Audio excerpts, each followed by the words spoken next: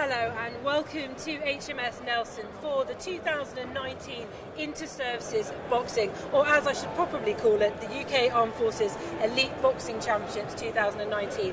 Now, if any of you were watching last year, it was a very, very exciting encounter, and we saw the Royal Navy take the scalp for the first time in 34 years, after 34 years of Army dominance. I'm sure that hurt a lot, but it will make a lot of difference tonight. And one man who knows what it's like to be at the top of boxing and how hard it is to fight under that kind of pressure is Ches Nihal. Ches, I mean, this is quite a night for the Army and I assume for the Navy and the RAF as well. What's it like in the build-up to something like this?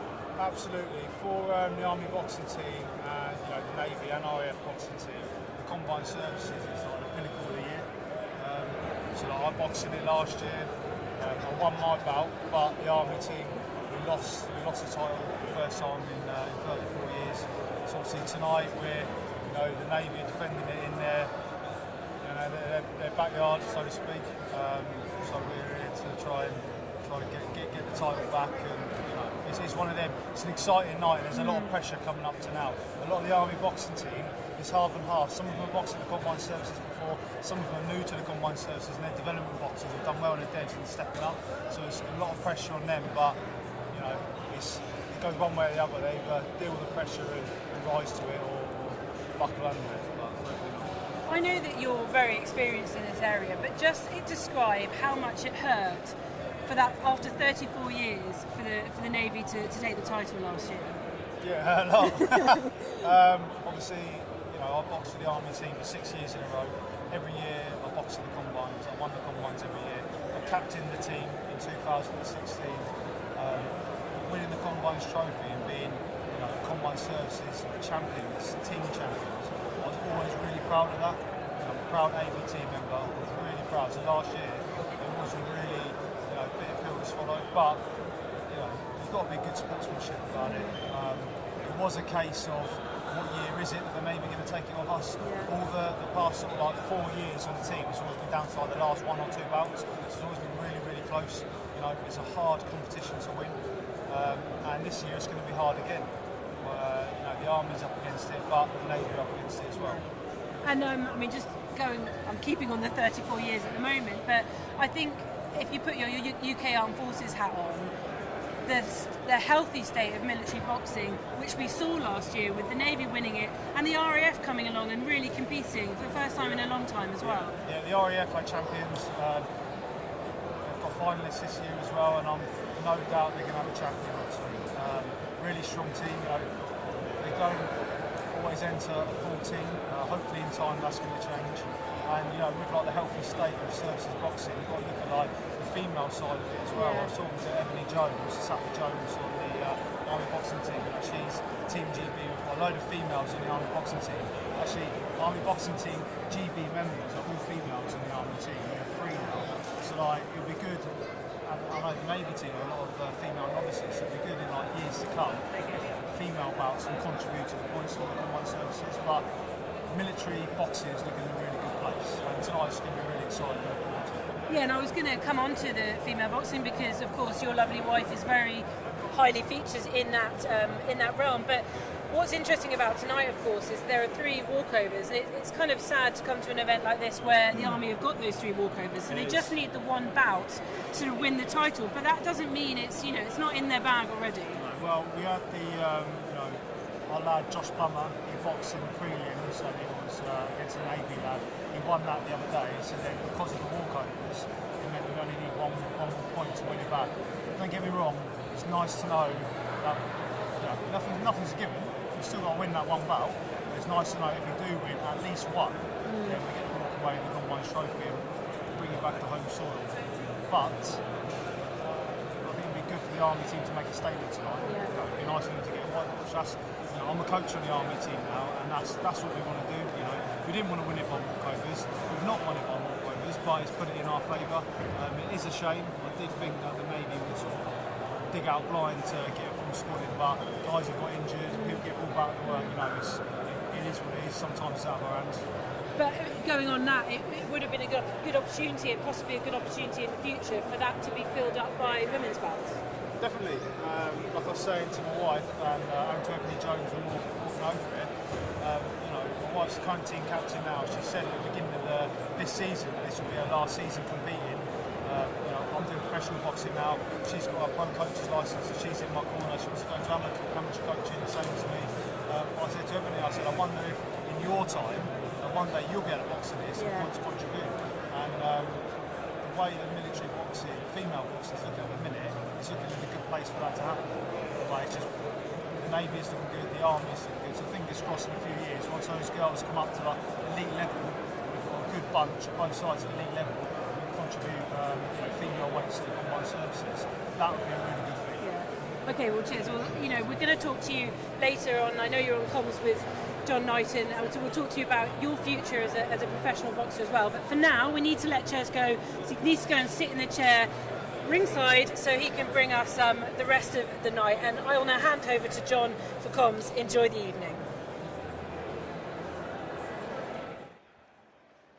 So basically we've got 3 cameras. We've got 2 above there. One's fixed. Kath, thanks very much indeed. And a very warm welcome to you from us all here this evening at the gym, the very famous gymnasium here at HMS Nelson, venue for tonight's inter-services boxing competition. And it's been the venue here for very many years. Obviously, the championship is always interdispersed between the Army and the Navy, and the Air Force have also staged it in their time as well. But this is an evening we've been looking forward to for an awfully long time, and I'm sure from an Army perspective they've been looking forward to it for the last 12 months, because obviously 35 years is an awfully long time for the Royal Navy to have been without the championship. They won it obviously 12 months ago. Joining me alongside me, and obviously Ches Nihil, you've just been hearing from Ches, who's been talking to Kath there. He's joining us at the commentary position now as well. And it's also a great pleasure to welcome Robbie Matthews as well from the Royal Navy. Gentlemen, good evening, and a very warm welcome to you. Thanks for joining us and taking the time to be with us this evening tonight for our coverage. And Robbie, if I can bring you in first of all, obviously you'd much rather be out there tonight competing, wouldn't you? Yeah, good evening, John. So, of course I would. The atmosphere tonight in HMS Nelson Gym will be electric, and for all the lads who are going to be getting in there, myself and Ches have done it many times, and it's so spine-tingling every time that you walk out and you hear the crowd, have your entrance music go on and get you going, and second you walk out, the crowd gives you that right buzz. It really does, and of course you've got the home team behind you. You're the home supporters. Ches, welcome along to the commentary tonight. It's great to have you with us. I know you've just been talking to Kath, obviously, and looking ahead to tonight. But I was just saying that clearly 12 months ago the title went away from the Army for the first time in a very, very long time, and no one could have been waiting longer than the Army to get it back tonight and to actually for this evening. Yeah, hello, John. It's good to be here. Yeah, this it's an important night for the Army team. Me personally, the times that I boxed in HMS Nelson, I really enjoyed it. Last year, it was a bitter pill to swallow, losing the trophy and being the first team to lose it in 34 years. It's hard, but unfortunately, because of a few walkovers, it's tilted the scales in the Army team's way. I don't mean that unfortunately, as in I am. In a selfish way, I can say that's a good thing for us, but we didn't want to win it by walkovers. But it's going to be an exciting night for half the Army team. This is half the Army team boxing tonight. This is their first time boxing in the elites. We've got a lot of dev boxing coming up, dev boxers coming up. So they're going to be feeling the pressure tonight, and I'm sure they're going to rise to it and enjoy it. I mean, everyone's going to want to do well, and the interesting thing is, of course, you've got basically 6 bouts involving the Army, 3 involving the RAF against the Army, and 3 the Royal Navy against the Army. So, it is still possible for the Royal Navy to retain the title tonight if the RAF and the Royal Navy boxers win their bouts. Yeah, of course. We're very confident in the lads that we're going to enter the ring tonight. We're very confident that they can each come out with a victory. Saying that, we all know that at this level, a lot of the bouts are 50-50s. So, not necessarily luck, but that little bit of extra hard work, the little bit more who wants it, could be the main factor. And of course, we'd like to go and win the night with more boxers in it. Unfortunately, it's not the case. And the walkovers, like Ches is saying, has helped the Army before. it might be our little favour tonight. And also with the Air Force, they've got 3 strong lads in there tonight. And of course 2 of them are inter-services champions anyway, so they've got a lot of strength there. Yeah, our RAF have been strong for the last few years, and it's just it'll be good, in the future when they can enter a full team as well, and it will be competitive from all 3 teams. Just looking at obviously the trophies that we're seeing here, there's so much to play for. This is a huge night, isn't it? I mean, you guys have obviously both competed here before. Robbie, you were at Aldershot last year, obviously, and played your part in the Navy's victory. What's going through the boxers' minds at the moment? We're obviously on the verge. We're just a few minutes away from the start of it all. We've got a great night ahead. We've obviously got the ring parade. All the boxers will be coming out. Then the national anthems. Then we'll have the corps of drums before the first bout gets underway. What's going through the boxers' minds at the moment? I think all the boxers can think about is to control the controllables. There's nothing else you can do. Your preparation's done, the hard work's done. They'll be going up there, going through their game plans in their heads, going through the coaches, and their warm-up and their little punch-outs, muscle memory now. Everything's done, so they've just got to believe in themselves, and that's what they'll be doing. Ches, just sort of looking down the list, obviously we're going to be kicking off the competitive boxing, the actual championship boxing, with Shamin Khan against Ricky Lyon. This is going to be a terrific bout because those 2 met in the semi-final, didn't they, last year? And it was Lyon who came through. Yeah, that's right. Ricky Lyon, tricky southpaw. Shamin Khan, everyone knows him for his awkward, sort of slick style. Ricky Lyon won the bout last year. Shaka's obviously been working on tactics with the coaches. We knew he was going to have Ricky Lyon.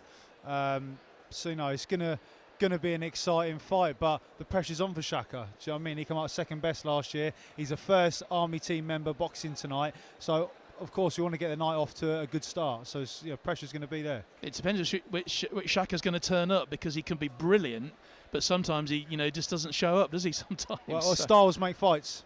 So sometimes you can look the best person against one style. You have another style, and it can make you look a bit messy. And that's the same for every boxer. I'm sure Robbie knows that himself. Yeah, I've watched Shaka. He performed up in Liverpool in, I believe it was a quarter-final, might have been a semi-final of the ABAs against Charlie Edwards, the world champion.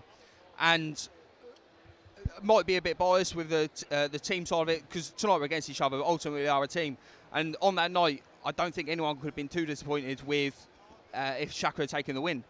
But likewise, we've all seen Shaka before many times, and he does have the tendency not to turn up.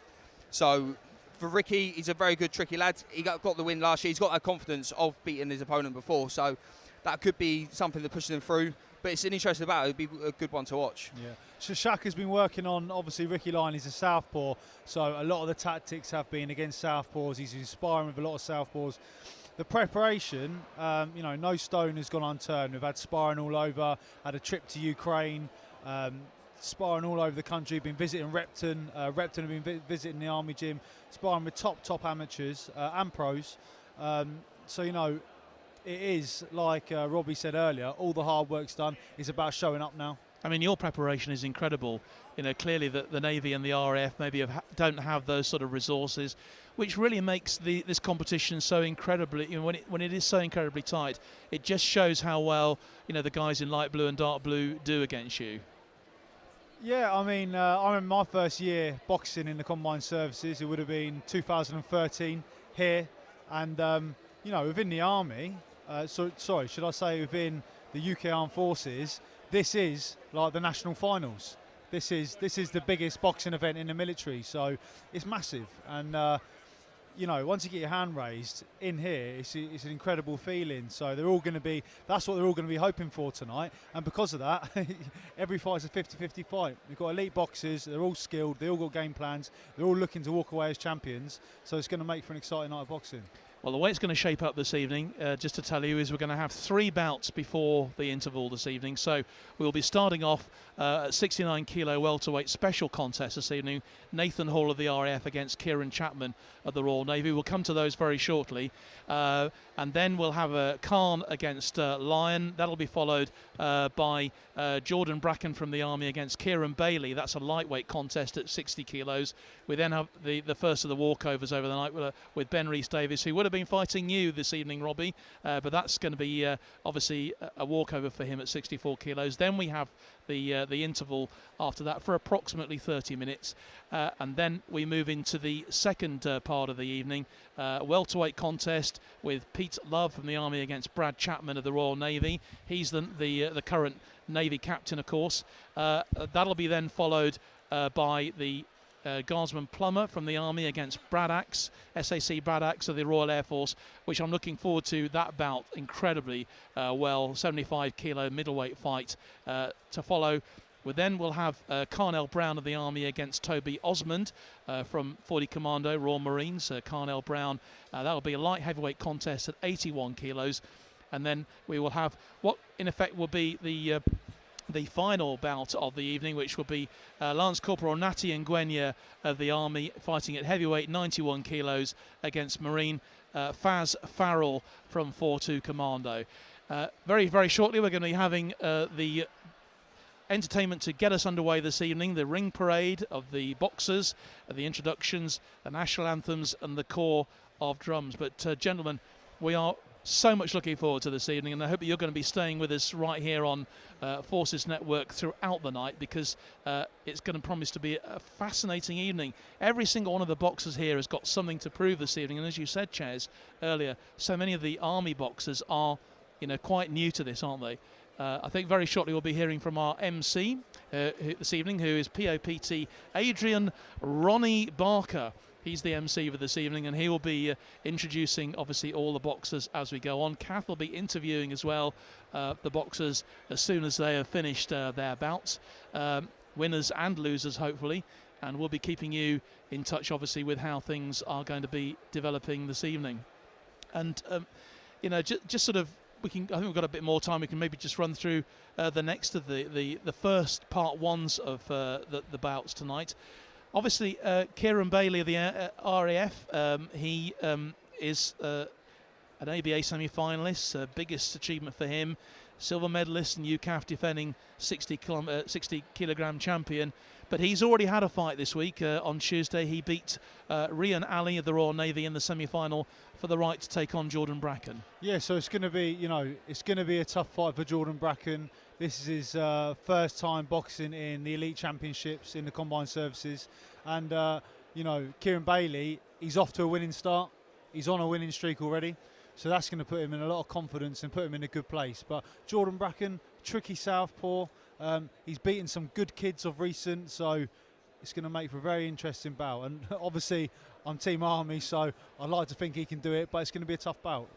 Well, we're hoping, obviously, Robbie, you're going to be very much Team Navy, Royal Marines tonight as well. So, and I'm here ready to keep make sure that things are kept equal in the ring. I think very shortly we are going to be hearing from our MC this evening, who is going to be introducing proceedings. We'll be having the VIP guests arriving. I think they are actually arriving as we speak now, and hopefully you can feel that atmosphere that's already building here in this wonderful old gymnasium tonight. I understand it has got a few leaks in the roof, Robbie, but luckily it's a dry night, and where we are apparently is leak-free, which is good news. So very shortly, as we say, we will be getting underway here with the ceremonials to start with. This ring walk is an introduction for all the boxers, is really important, especially for the guys who are going to be on a little bit later, because it gives them a chance to have a feel of this atmosphere, doesn't it? And that's really important for them, because they've got a long wait, quite a few of them. Yeah, I think as Ches was saying earlier, with a lot of the Army lads, I believe a couple of the Navy lads have never boxed on this scene before. It's very different to a normal club show in a working man's club, or even some of your bigger shows in championships. Tonight everyone's expecting your team to win. Everyone wants their own team to win, and they'll get the first feeling of it when they do the ring parade, and they'll get that atmosphere, and they'll really be able to take it in, and hopefully that's when they'll be able to hold their nerve and just keep focused on their game plan and really thrive off the energy of the crowd rather than actually letting it get to them. Absolutely. And Ches, I know that you've experienced one of the greatest atmospheres in world boxing very recently. Hopefully we'll be able to talk to you a little bit about that Yep. first professional bout you had, and maybe a bit of news on what's coming up in the future for you in the ring. But that must, the memories of that first professional fight in the O2, unbelievable. Oh yeah, it was unreal. But you know, for this is the ultimatum for a lot of people. Absolutely. Let's now join our ringside. We have the national anthems and Adrian, Ronnie, Barker, our MC.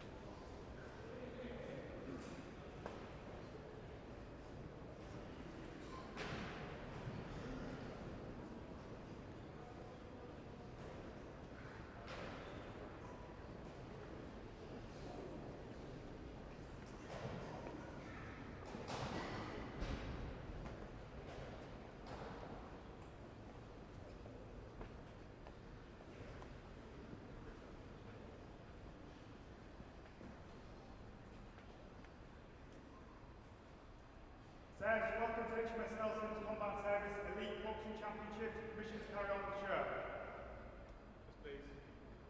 Please be seated. Ladies and gentlemen, please put your hands together and welcome tonight's boxers.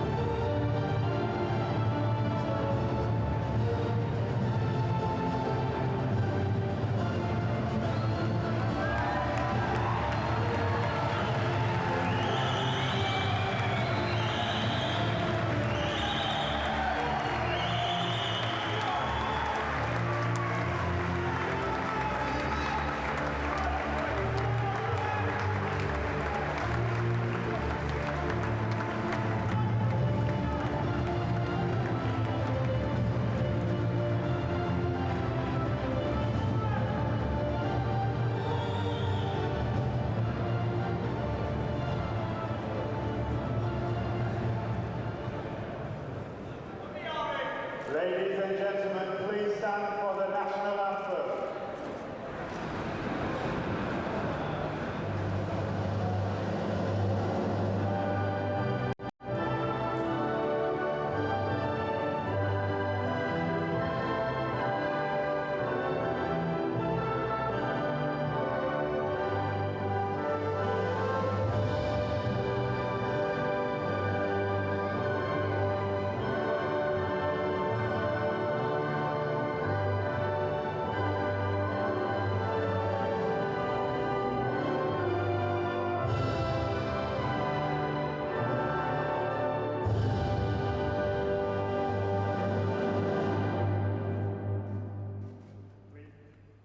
Seated and put your hands together for the boxers.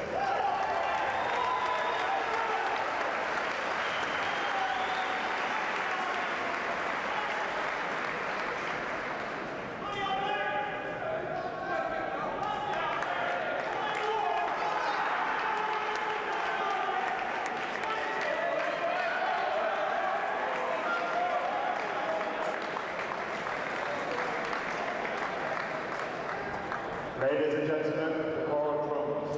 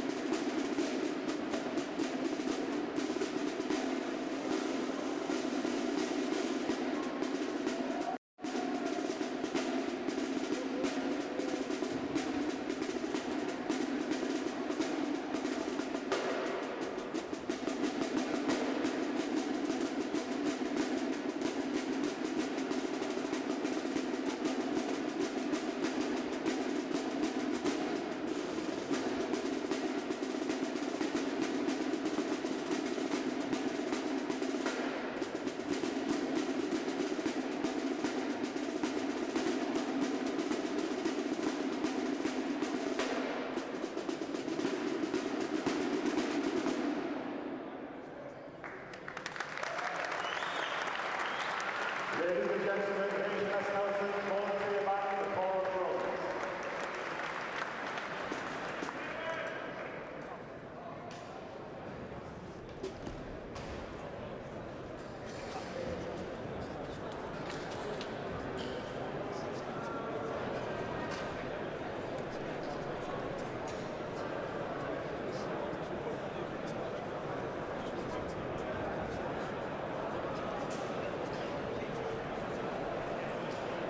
Together at a very short notice. It's a 69 kilo welterweight special contest between Nathan Hall of the Royal Air Force, a corporal based at RAF Odium, he's a PTI there, and Marine Kieran Chapman of the Royal Marines from 4-3 Commando based up at Faz Lane, and he actually comes from Southampton. So Robbie, I don't suppose he's got too many supporters here tonight. Well, obviously I've got to support him, but being a Portsmouth lad myself, I still with a touchy subject. However, you know, Kieran's a good lad. I don't know a great deal about him because he's new on the team this year. However, he's keen, he's hungry, he wants to box on this level. He wants to box here next season on this very show. And I know he's up against Nathan Hall tonight, who I believe the Air Force we're going to be putting in at 69 kilograms, but he's been out of the ring for a couple of years, so rather than chucking him in now, going to test him for the next year and then put him in for the next year's contest as well. Yeah, Nathan is only 19 years old, so he's probably the youngest boxer here this evening. You know, I gathered talking to the RAF earlier on, he's, you know, they didn't think he was quite ready for you know, to go into the championship, but this is a fantastic opportunity, in fact, for both boxers really to show what they can do. Yeah, like you say there, John, just a fantastic opportunity to be able to box on a bill, even though it's not for a championship point. Obviously, they're both fit boxers. One's a PTI, one's a Marine, so I'm sure it's going to make for an exciting fight. They're both going to want to impress, so I'm looking forward to it. Well, we haven't got much longer to wait now because both the men are waiting to come out and take their place in the ring here. And I'm very pleased to say there's not too many spare seats around the gymnasium here, and the atmosphere once we get started is going to be absolutely electric. And they're just waiting now to come out. There is some flash photography here as well, just to warn you, obviously as the boxers come out as part of the special effects.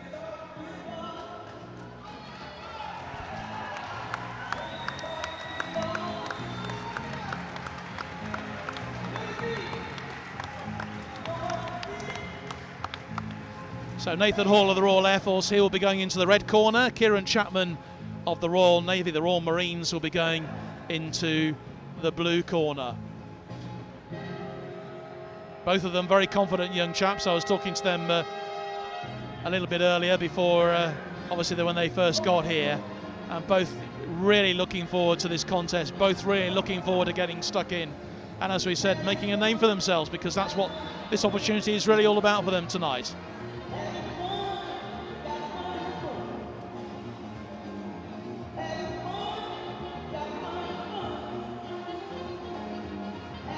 Both boxers look excited. They're both going to be nervous. It's the first bout of the night. This might be the biggest show they've ever boxed on, so nerves are going to be through the roof. And at the moment, it's all about controlling that and you know, keeping on the game plan. Do you remember your first fight then? I guess it's never forgotten really, the first time you stepped into the ring. No, I was 11 years old when I first stepped into the ring, and I still remember it like it was yesterday.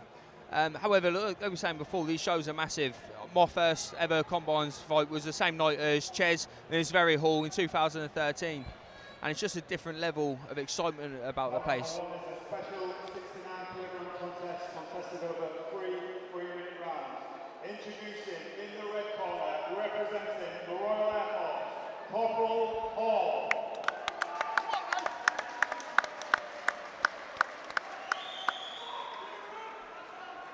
Introducing in the blue corner, representing the Royal Navy, Marine Chapman.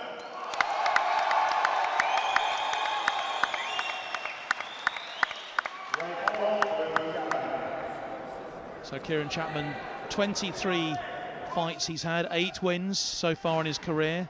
Nathan Hall, 25 bouts, 15 wins. So both of them, despite their young ages, Kieran Chapman only 22. They've still already got quite a few fights behind them, and so they're not going to be overawed by this experience, either of them. No, that's it. But they're both going to be up for it in this first round. It could be cagey or it could be explosive. They're going to want to work each other out, and we'll see what they're going to do now. I think it's exciting to see Nathan, because generally, as a rule, the Air Force only enter lads into competitions who have got good pedigree. Yeah. So they're obviously excited about him, and being 19 years old, he's got a long time ahead of him. Yeah, and he looks like a confident boxer, getting involved at the minute, but some good opening exchanges from both. Yeah. They both mean business. They both want to stamp their authority, and at the minute, it's you know, there's nothing in it.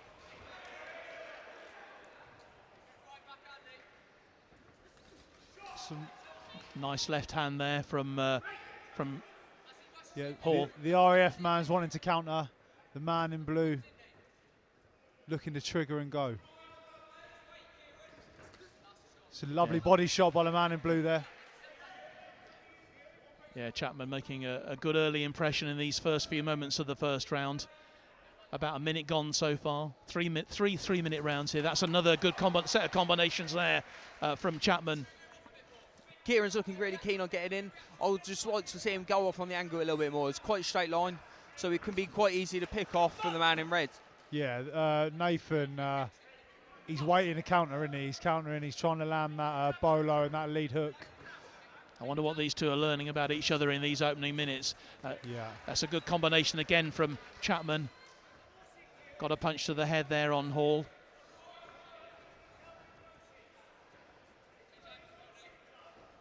They're both using the triggers and the feints well, and it's just about who wins the exchange, and there's not a lot in it. It's good shots landed. There. Yeah, that's the best punch so far. Good thrown shots by landed by the AF man. Refereeing this is Phil Reynolds, this first contest of the evening. Phil last season entered the novices in the core championships. I believe he might have lost in the final, but I had to add a word with him afterwards. I'm not sure he went for the safety of refereeing into boxing himself, but he really enjoyed it, he loved it, and obviously we see him back reffing tonight. Again, this is a big night for all the officials this evening, of course, all around the ring doing the scoring. 2.5 minutes, we've got 30 seconds or so left in this first round. Pretty even Stevens so far. I think I just want to see Kieran do a little bit more work. He started fast, however, Red's sort of trying to hold he's chasing the pace at the minute. Yeah, it's a close round. I'd say the RAF man, he's countering well. The Navy boys, he's being a bit more patient now. Last 5 seconds. Good shot there from Kieran. Good work again. Good exchange by both boxers. Yeah, and exciting way to finish the first round. Hall really felt that. I think that first punch there that Hall really felt from Chapman, but he countered really well at the end of that first round. So, pretty even Steven then. Tough. I won't want to be a judge right now. We all stand there and we all think we've done the best we can in the ring, but the judges do have a hard time. Yeah. There's a very even bout a lot through the round. I think the first start, Kieran came out a bit faster. However, Nathan in the red corner started to control the pace a little bit more. However, when it's that close, all it takes is the clackers go in the last 10 to really put that stamp on the round. And I think Kieran done that little bit of work at the end, which could have drawn the judges' attention. Yeah, it's one of those, when it's neck and neck like that, sometimes you that last clackers, that last 10, to get a couple of eye-catching shots, and that could win the round. But round 2 now, so we'll see what happens. Seconds out, and away we go. So these boys both have a measure of each other now. They know what they're all about, and they both know they can throw punches and they can land good punches as well. That's it, and they'll have instructions now from the corner of the game, a bit of a game plan now, judging off the first round. So they'll have a game plan now. They'll be trying to execute. Good shot there. Hall gets a good one in. Oh, and again, two good shots from Red. Kieran just needs to hold his composure now.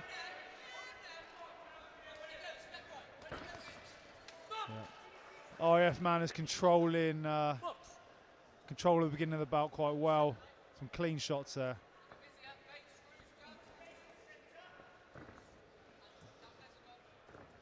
Both boxes. Oh. Hall again, just jabbing away, and Chapman countering. There's a nice variety of shots going in. They're both waiting to pick their shots, and they're not just throwing straight. They're going for bolos, body shots, uppercuts to the head, lead hooks. Yeah, there's not a lot of ways to work from either lad, which is good to see. Yeah. Bit of blood coming from the nose of Red now. Yeah. Yeah. And if he's not been in the ring for a while, he's not had that feeling. So hopefully Kieran will be able to push on now and hopefully take the heart from him. Yeah, Hall is cut. He's got a nosebleed. Both boxers waiting to counter. That was good. That shot was caught well by the Navy man. Well defended. Good shield. Uppercut coming in there from Hall, or from onto Chapman.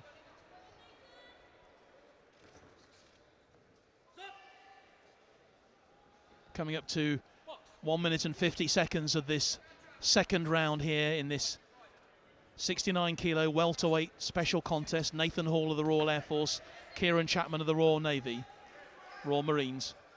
Chapman from 4-3 Commando, based at Faz Lane on the Clyde, but from Southampton, and he has brought some support with him here tonight. I'm sure all the Navy boys are getting behind him anyway. Absolutely, you can see the fitness in the Marine now. You know, nothing's phased him. He's still there. I would say the RAF man, you know, the nose is bloody. He is starting to look a bit tired. He was very sharp beginning of this round, but he's starting to look like he could be tiring slightly. Yeah, the referee is just cleaning that that nose up, and this will give Chapman. 3 Chapmans in the Royal Navy, Royal Marines team, and none of them related, I gather. None of them are related, but it's not the most usual name either. So I had to check tonight; they're not related, but they're not.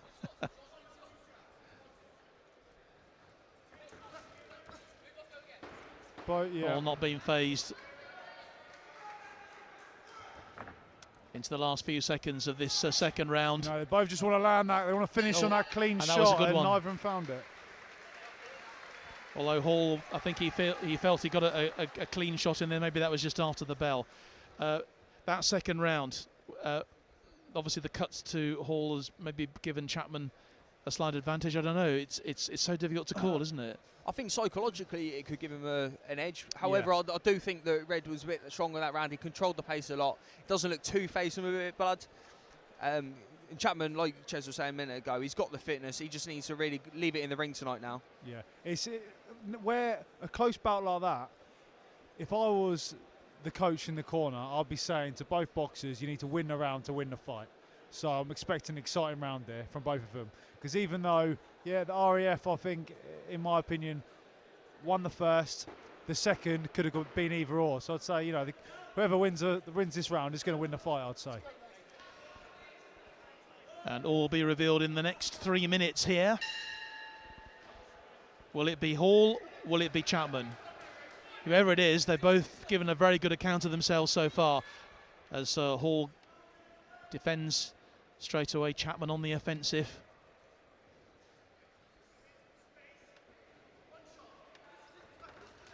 Good shot by Chapman there. Chapman moving his head a little bit better now, so he's not in that straight line for Red just to be able to ping it. He's be able to throw a couple of decent shots in the first exchanges. Yeah, he landed a fantastic rear hand there at the end of that combination. And again, Chapman very much the aggressor so far in this third round, as we suspected he might be. And the blood still pouring from Nathan Hall. I think now the fitness in the Marine is starting to prevail now. Obviously, Kieran's still quite a young man himself, but also it could be man versus boy, man strength. If Kieran's got a bit of strength, bit of fitness, then also with the red corner's nose, it could really take it out of him. And if Kieran's got that confidence, he can push it through and really put a dominance on this last round. Yeah. He just has to land the clean shots now, which we haven't seen so far, and all credit to Hall for that. Both boxers trying to pick their shots.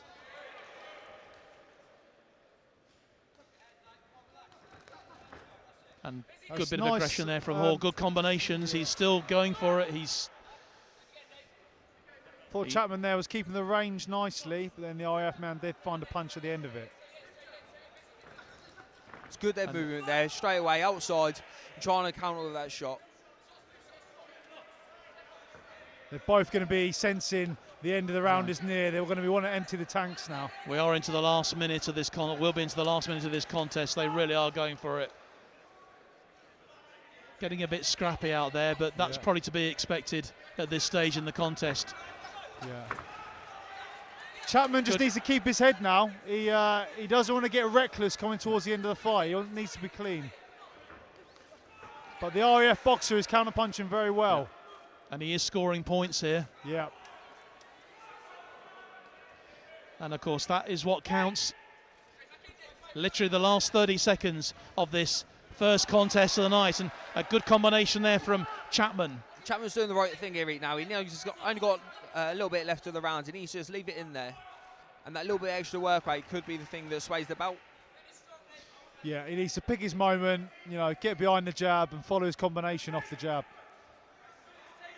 But the RAF man, credit to him, he's counter-punching. He's got good boxing skills. Some punches landed nicely there. And we're into the last few seconds here. Who is going to win this opening contest? Red being very clever there, just to tie up his man. He knows he's the end of the round's there. There it is, it's all over. And a great contest to open this evening. Big applause from all around the ring here at the HMS Nelson Gym. And credit to both men for a really spirited contest there. And it's difficult to say which way this one is going to go. I've got a feeling it might just be going to the man in the dark blue vest tonight in the blue corner, Chapman. But we will see. I think the only real clear round was probably the second round. I think Red had a good second round. He looked dominant throughout. The first and the third, I'd probably say that Kieran could have edged them. However, if judges have given one to the other, then Red will take the bout. But yeah, it's one of those. It's very competitive bout throughout, and I wouldn't be surprised if it goes to a split. But we'll see what the judges come up with. Came to.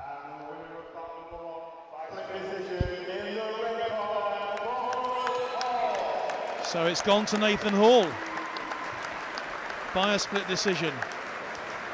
Yeah. And maybe was that because the quality of he was actually getting the higher quality punches through? Yes, they were both landing good shots. It was one of those. I thought it was a round apiece going into the last round, and you couldn't really call it. The RAF man did land some good counter punches towards the end, as Robbie said in the last 10 when the clackers went. He tied up the Navy man, the Marine, should I say?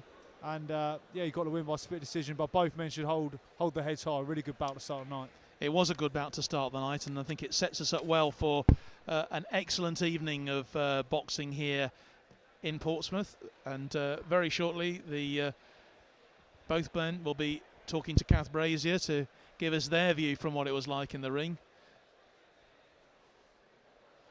And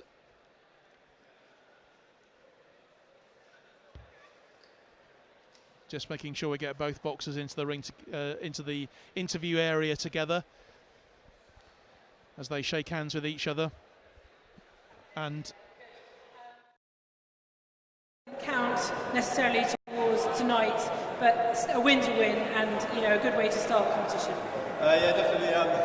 It's an absolute privilege to be able to represent the Royal Air Force. Had a tough competitor tonight in Kieran Chapman, representing the Royal Navy. So I think we put on a good fight to start the show, and hopefully there's many more to come. I imagine you echo sentiments there, Kieran. Yeah, basically echo what he said. Nice show to be on, and boxed a good kid, did really well. Boxed me, so I played with him. Wish him the best. Okay, boys, go and enjoy the rest of the night. Thank you very much.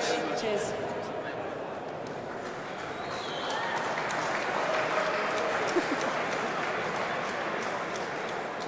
For each of the boxers there, and I think we've said it before, both of you, that it takes a huge amount of courage to jump into the ring, doesn't it? At any level that you are fighting at, to go in there and compete, and they've done a great job tonight, those two. Yeah, I think both lads show great courage in there. Myself and Ches being different ends of the weight categories. For me, it's getting in and working hard. There's a lot more punches thrown, so it's not quite as nervy. I'm not really too scared about getting a big shot or getting knocked out or anything like that. Where Ches being at the other end could be a lot cagier, because all it takes at that sort of weight is one shot can change a whole bout. So any of these lads tonight, it's all got to be a lot of courage to be shown. Okay, well, waiting now for the second bout of the evening, and this is the start of the Inter-Services, the Combined Services Elite Boxing Championships 2019. Bantamweight contest at 56 kilos between Lance Corporal Shamin Khan of the Army and SAC Ricky Lyon of the Royal Air Force. And well, it's difficult to know which way this one is going to go. Obviously, Ches, you know Shaka very well indeed. We've already spoken about him this evening. And what sort of frame of mind will he be in? Bearing in mind that Lyon beat him in the semi-finals last year. So there's, Lyon beat Shaka last year in the semi-finals. However, Shaka, because of the character he is, he's very laid back. He's a placid individual. But he's a very skillful boxer. Everyone who knows Shaka and knows boxing knows Shaka because of his sort of dancing feet within the ring. He'll be relaxed, he'll want to enjoy it tonight, but he will definitely want to be putting right what he thought went wrong last year. So, you know, it's a lot of stuff he's been working on in the gym, and hopefully we're going to see him display that tonight. And Ricky Lyon, well,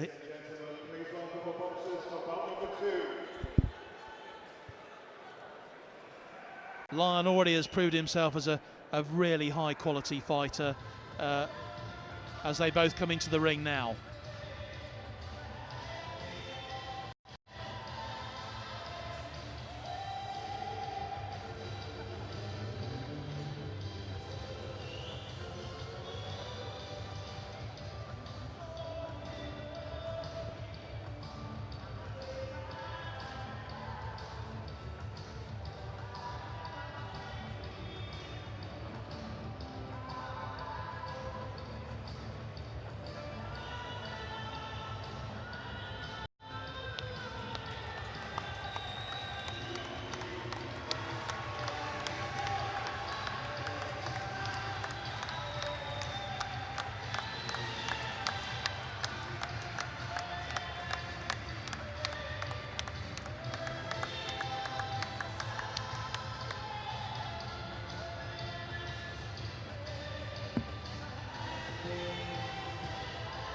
Question I've always wanted to know, gentlemen, about this: who chooses the music when the boxers come into the ring? Is it the boxers themselves? I don't know if it's the boxers themselves this year.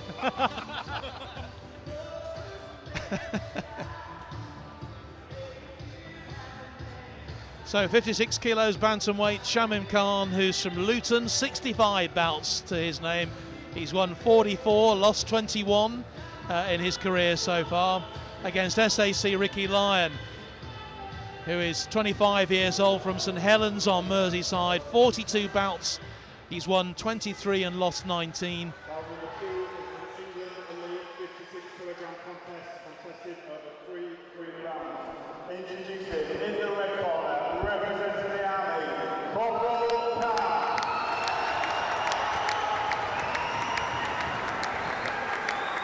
Introducing in the blue corner, representing the Royal Air Force, SAC Lion.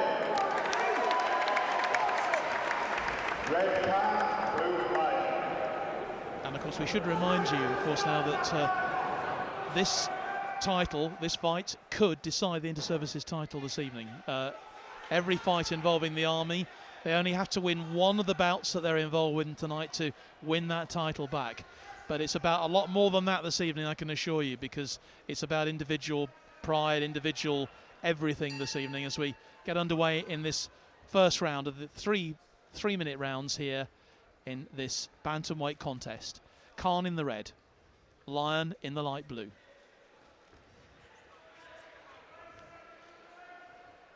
Good start from Shamim Khan. You can see he's been working on his southpaw tactics. He's feinting with the left hand and he's coming through with the rear hand, the straight rear hand. Yeah, as he just displayed there. Yeah, fighting a southpaw in Lyon, he'll be a slippery customer. Khan's stance has always interested me because his legs seem much further apart than you would expect normally. Yeah, they are, and that's because he's such a nimble.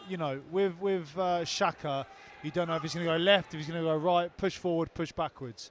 But he can do it all. He's just turning up on the night. Like I said, we've been practicing the tactics in the gym for a southpaw, and so far he's been executing those tactics so far this round. He has done well. Lyon, who's from based at RF Bryce Norton, he's a firefighter, 25 years old. He's about to go to Akrotiri in Cyprus. If you're watching over there in the Eastern Mediterranean tonight, he's about to hit RAF Akrotiri, but not before he's done the business this evening for the RAF, with Khan doing the business for the Army. Good shots there from Lyon. Good shot. Yep. He's just finding his range a little bit. When Shaka moves, he's so hard to pin down. However, when he holds his feet, Ricky can get that little bit of success through. We've not seen too many punches so far in this first round. Khan gets one in there, just a touch with a jab. Sometimes when you have two tricky customers, it can make a bit of a negative fight, but I don't think that's what we've seen so far. I've seen, both boxers are looking to commit with the shots, and it's an exciting first round. And Lyon's got a couple of jabs in there. Khan replies. Lovely rear hand by Shaka Khan there. Ricky Lyon just trying to pin his man down. Shaka moving round, circling round. You can really see Shaka enjoying himself. He's got a smile on his face. He's enjoying what he's doing in there as well. And everything seems to be working at the minute. Look at that movement, straight out, and send his lad flying through the ropes. Yeah. I think both boxers are enjoying it. I really do. Very slippery customer, Shaka, and so far I'm happy with what I'm seeing. As a coach on the Army team now, we've been working on the rear hand, the straight rear hand, rather than it being a hook, and it's been working well so far. Into the last 15, 17 seconds of this first round. Even so far, both of them getting some scoring punches in, but nothing really to suggest that this is going to be anything other than a really tight contest as the bell goes right now. End of a really good first round, really tight, nothing between them. No, I think Shamin won the first minute, and then after that it was very, very punch for punch. Exciting first round, really good. So what's going to be said in the corners at the moment? If you were in Shamin's corner at the moment, what would you be saying to him? Don't get it. Fair enough.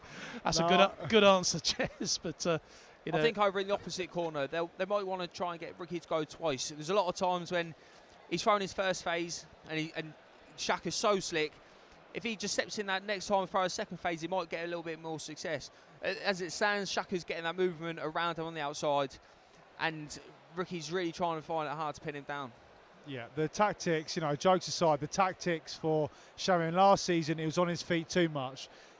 We want him to plant his feet, let the rear hand go, use the feints with the jab and lead hook, let the rear hand go and then move. And he was doing that well in the first round, so let's see what the second round does. Away we go in this second round of this bantamweight contest, fixed 56 kilos. Khan in the red, Lyon in the light blue.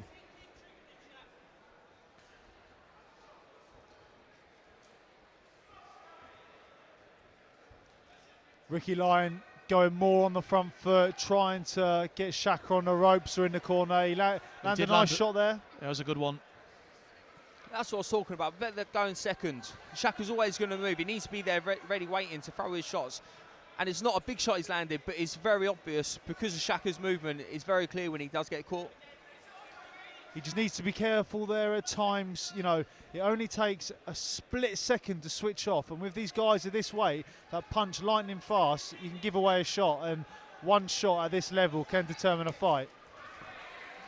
Lyon, of course, who is the defending champion here at this weight, 56 kilos. He also won the title in 2015 as well. So he's been around a long time at this level. 42 fights to his name against Khan, who has 65 bouts to his name as well. And they're really getting stuck in now, these two. Yeah, Shamin's quite a veteran on the Army team. He's boxed in combine services probably nearly 10 times. Ricky Lyon, not quite as much experience as Shaka, but on paper, both their records are quite similar in the win-to-loss ratio. Tricky, good fight. It's still nothing between them really as we approach the 2-minute mark in this second round. It's a little bit better from Ricky there. He's waiting to go. When Shaka's thrown, he's good to go to punish the work. Yeah. Ricky Lyon is sort of waiting in the counter. He's had a bit of success. Shaka's more on the front foot this round. Still very, very close. Good shot. Oh, good shots landed by both men. Yeah, Lyon got the first one in, and Khan straight away replying. It's really neck and neck, so close this bout.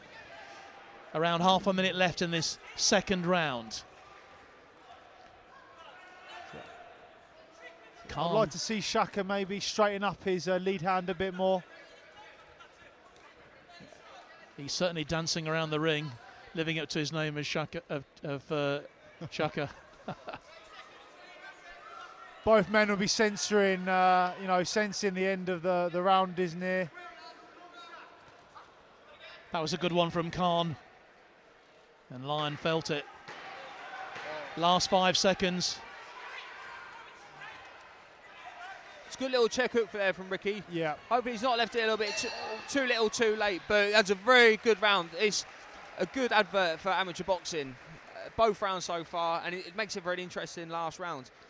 I think what I thought was really interesting there was that Khan was on the attack, but Lyon was biding his time and catching him at the end of his when he'd thrown his punches. Yeah, Ricky Lyon had a good bit of success there in the middle of the round, sort of counter-punching Shaka. The end of the round, both men were landing shots. Ricky Lyon landed a good counter-punch. Shaka landed a shot just before the end bell. Another really close fight. And I don't really like to repeat myself, but I'd say similar to the first fight, if I was in the corner, I'd be saying you need to win this round to win the fight to both men. Well, we're going to see very shortly how that's going to go, but it really is as close as we expected. This opening championship bout, as we head now for the third and final round. Remember, 3 minutes, three 3-minute rounds here in this competition. Live, coming to you live here on the Forces Network, direct from Portsmouth this evening from the Royal Navy's HMS Nelson gym. I think when Shaka gets excited, sometimes he throws more hooks than straights, but with Ricky Lyon, that right rear hand will land every time. I'd want him to keep it straight. And his again, corner team are saying that. So slippery. This might just be putting him ahead at this stage. Khan's got to produce something a bit special. The single shot from Ricky isn't the one that's going to work. He needs to put that a little bit more on afterwards. Shaka's always going to go, so he's got to try and pin him down and put the shots in when he can. Shaka Khan just keeping out of the way of the punches for now. Both men are, to be honest. Oh, good shot landed by Shaka Khan. Lovely shot. Good little reply from Ricky. And there was a wry smile there on Khan's face there. He enjoyed that. And again, both of them. Good shots from Ricky, but that's where he needs to really put that pressure on. He's landed a good shot, and he's put a second phase on top of it to really keep Shaka where he is and land those good shots. Good shots landed by both men. I'd like to see Shaka keep it straight. It's very, very exciting last round. This is really excellent stuff. Great combinations from both boxers there. Good work from both men. Lyon goes in again. He's much more on the offensive this time. Maybe both fighters sensing they've got to, produce something special at the end to maybe separate them. A minute and 40 seconds gone. So we're just over halfway through this final round in this bantamweight contest. 56 kilos here. Khan in the red, Lyon in the light blue. This is it. It's, they're both sensing the last minute of the last round coming in. They're deep into the fight now. Exciting times. They're both found their rhythm. They're both letting the shots go. I'm just glad I'm ringside watching it. That's a good one from Khan. Got in there. Lyon having to defend slightly, but he's coming back again.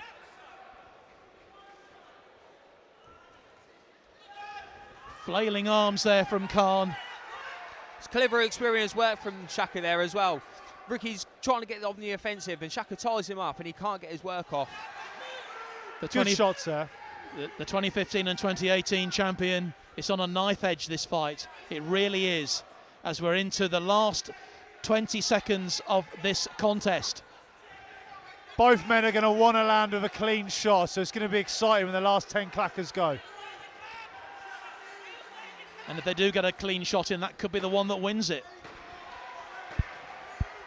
That's a good shot from Ricky. And Lyon's got it. But Khan saying that he slipped, but he's taking account. Shamin lost his balance there, but it was for a shot, so I don't think he was hurt, but it was still a standing count. That's the end of the contest. A terrific fight, really terrific contest from both boxers here.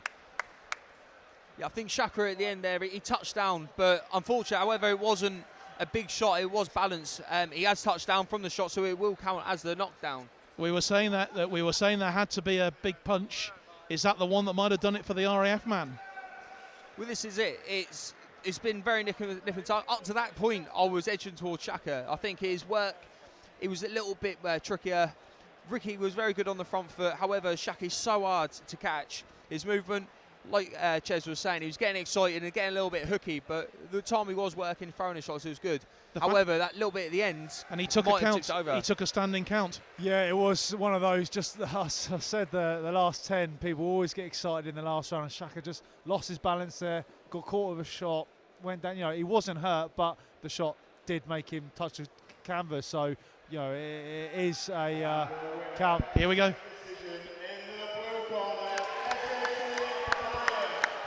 And Lyon has got it. Well, that last punch there, was that the decider? We suggested it might be. Yeah, and it may have just swayed it. Very good contest by both boxers. Hats off. Yeah, hats off to both men. Terrific performance from both of them. Just emphasising the quality we have at this level in forces boxing here. A terrific bout between those two, but it has gone to Lyon. He retains his title. That's his third Inter-Services title. 2015, 2018, and now 2019 Services champion at 56 kilos. Congratulations to Ricky Lyon, and very shortly we'll have the presentation which will be made, and then we'll be hearing from both boxers with Kath Brazier. So, 2 bouts down. Royal Navy still in it.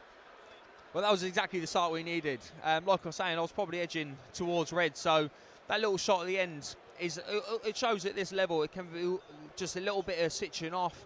It can be a little bit of getting too excited. Shaka's a veteran of the sport. He's been around for a long time. He'll be very disappointed with how it's ended, and I think he can be disappointed with not getting it. However, a big turning point in that last clacker. I think if he hasn't touched down there, I think he's got the belt. Yeah, I'd agree. Shaka, you know, like Robbie just said there, and like I've said, he's a veteran of the sport, a veteran of the army team. Regardless of the decision, he should still hold his head high. But it was, I think, all on that last 10. It really was, and it just goes to show you have to go right to the final bell. Yeah, it was deep in the fight, and when it's close like that, it can be one shot that makes a difference. I mean, this will be fantastic for Lyon. You know, he's come here once again. He's defended his title. He heads off to RAF Akrotiri now. He's about the smallest firefighter I think I've ever seen in the British military. He just lost his trophy there as well. Yeah. I think it's the same size as him, so I think he's probably struggling with the size a little bit. Okay, both men will be talking to Kath Brazier in just a few moments' time. Just getting themselves ready.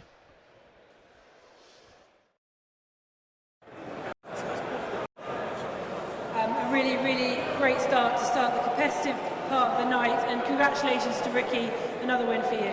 Yeah, thank you. It's a good bout. He's very tricky. Like last year, the same. It's very awkward to watch, but happy to get the win. I know that it was a repeat of last year's semi-final. Does that help if you know your opponent, or do you want the unexpected? It can do, but I don't really look into it, to be honest. They can change, because he boxed me last year. I was expecting he might come forward a lot more this time. So it doesn't really make a difference, it's just as it comes. And Shaka, what have you got to say about your opponent here? Listen, he trained well, obviously, and he got the win, and can't take that away from him. Close bout, probably shouldn't have slipped last third round because it was quite close. But listen, you're the best in the league, especially in the rounds coming up. So yeah, smash. And Shaka, you've got a great way of boxing, a very open face. You're tempting him in there. Is that all part of it? No, that's just, listen, that's my style. I'll go in there and sport, and I enjoy it, and that's me showing me enjoying the sport. I know that obviously COVID, and that could have been a win, but either way, the Army has still got a lot to fight for. Yeah, well, I think we've only got like 1-2 wins to take the trophy back. Listen, forget about the guys that weighed in and didn't get a bout tonight, so just want to, if you can put your hands together for Ben Reese-Davies, our 64 kilo, so Josh Woods, our super heavy, and our very old Frankie Moran, 86. So yeah, listen, hands together for them, please. Great, thanks a lot, Shaka, and Ricky, congratulations. Thank you. Cheers, boys. Well, congratulations to both boxers, terrific performance, and congratulations particularly to Ricky Lyon, who retains his Inter-Services 56 kilo bantamweight belt in what was, I'm sure you'd agree, a terrific contest. Well, next up here on the bout this evening, our third bout of the evening, the second championship bout. It's at lightweight, 60 kilos. Corporal Jordan Bracken of the Army against SAC Kieran Bailey of the Royal Air Force.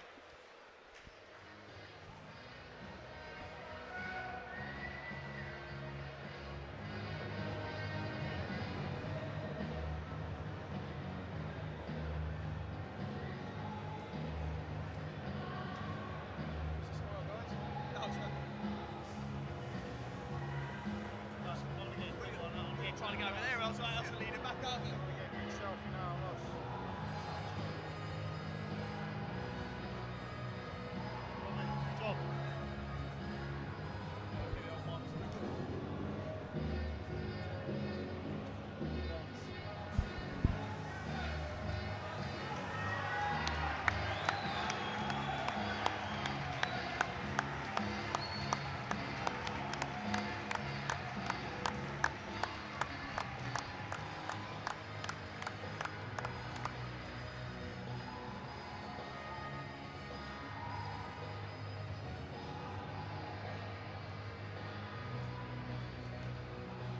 So here we are then for bout number 3 in the ring. This is the final bout before the interval here.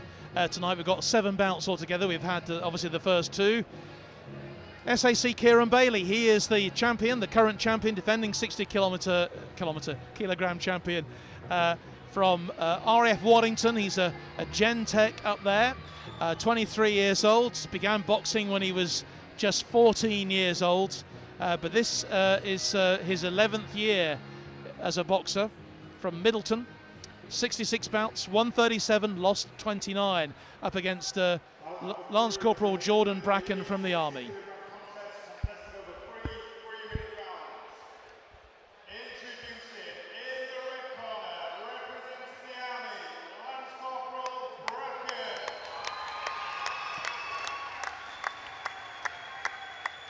Kieran Bracken, or Jordan Bracken I should say, a Yorkshireman. He's from Barnsley.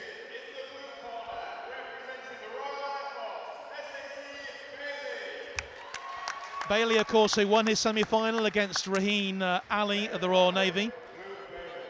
So Bailey's already been in the ring here just 48 hours ago, and that'll be interesting to see at the fitness level, maybe whether that might count towards the end of the third round, but we'll have to wait and see. This is going to be another really close match here. Biggest achievement for Bracken, the UCAF development champion. He's lost 12, won 15 of his 27 bouts, and away we go into this first round. Yeah, on paper, Bailey, he's a more experienced boxer of the two. He's been in some quite major tournaments, but Jordan Bracken, you know, he's a southpaw, he's tricky, and he's up and coming, so should make for a good fight. After the ring walk, when the boxers were stood in the for the ring parade, Kieran didn't take his eyes off Jordan Bracken the whole time. He looked very confident, stood there, and he's got the experience of being in this arena before. However, Jordan doesn't look out of his depth at all. He looks very composed at the minute, and he looks like a very tricky customer. If you're just joining us for the first time, it's live coverage here from HMS Nelson Gym in Portsmouth of the 2019 Inter-Services Boxing Championships. John Knighton here commentating alongside me. I've got Robbie Matthews from the Royal Navy, Ches Nihel from the Army. Good start here from Bracken, and a really good punch there from Bailey. Yeah, double scorer there by both men. Really, really clean punches being landed. It's a lightweight contest at 60 kilos. Kieran's a very tricky customer as well. He knows what he wants to do all the time, but Jordan stood there. He's got a good jab on him, and he's not letting Kieran have enough time to think about what he wants to do. Yeah, Jordan, he landed the lead hook there. You know, southpaws, they have that advantage of the lead hook and the rear hand coming from different angles.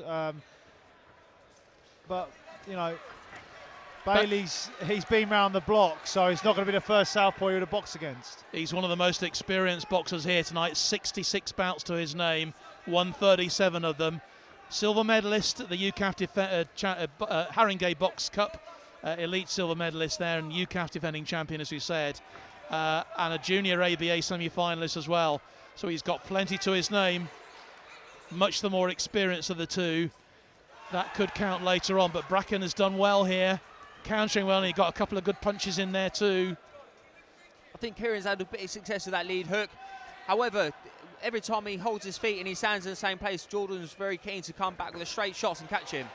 Another good hook there from Kieran. Both men are landing eye-catching shots, you know, a couple of times here. Both their chins have been rattled a bit. No one's been hurt, but they're landing tough shots, decent shots. If one of those came through unopposed, we might see a knockout here, but at the moment, these two are really going for it. Approaching the end of the first round, just 15 seconds left in this first round here. As Bracken goes in for it again, defended well by Bailey. Clackers to the last 10. Both men want to finish clean. Which they do. The end of a really good, tight first round. Even perhaps Bailey just slightly edging that one. I think I've got to agree with that. I think that his lead hook was a bit of an eye-catching shot. However, Jordan's nowhere near out of this. It just shows a hard decision that the judges ringside have got tonight. The quality so far in all three bouts has been superb.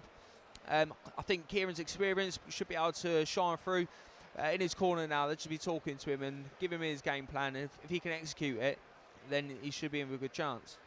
Phil Reynolds, once again, is, by the way, the referee for this contest. The previous one was refereed by Stu Mann. We've also got Ray Morley here as well from the RAF, who is a really experienced referee. He'll be in the ring at the beginning of the second part of the contest. But Phil Reynolds officiating the contest here as we move into the second round. Bracken against Bailey. Bailey in the light blue, Bracken in red. Coming out of the red corner. And yeah, both men would have been given tactics in the corner after the first round. They're both going for it. A massive asset that the Army team have is experience in the corner. With James Allen, the head coach, he's been there himself. He's won the ABA championships. He's been in this arena many times on this stage. He's very experienced, and the knowledge he'll be able to pass on to Jordan tonight, it will be absolutely invaluable. Absolutely invaluable. Yeah. It's second to none. But Bailey's got that confident look about him, just biding his time. Both men just tying each other up now. Jordan's rushing in a little bit here. I'd like him to find his range a bit better. And this will suit Bailey, the way this is going at the moment.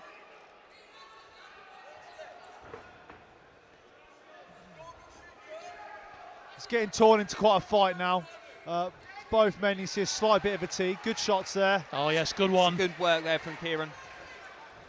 And another one. The RAF man's landing clean here. I think the experience can be shown through now. He's really keeping his head, but as Jordan's thrown there, he's not scared to take the fight to him either. Yeah, he's inside, he's holding with one hand, he's hitting with the other, and he's not afraid to mix it up. Really good competition.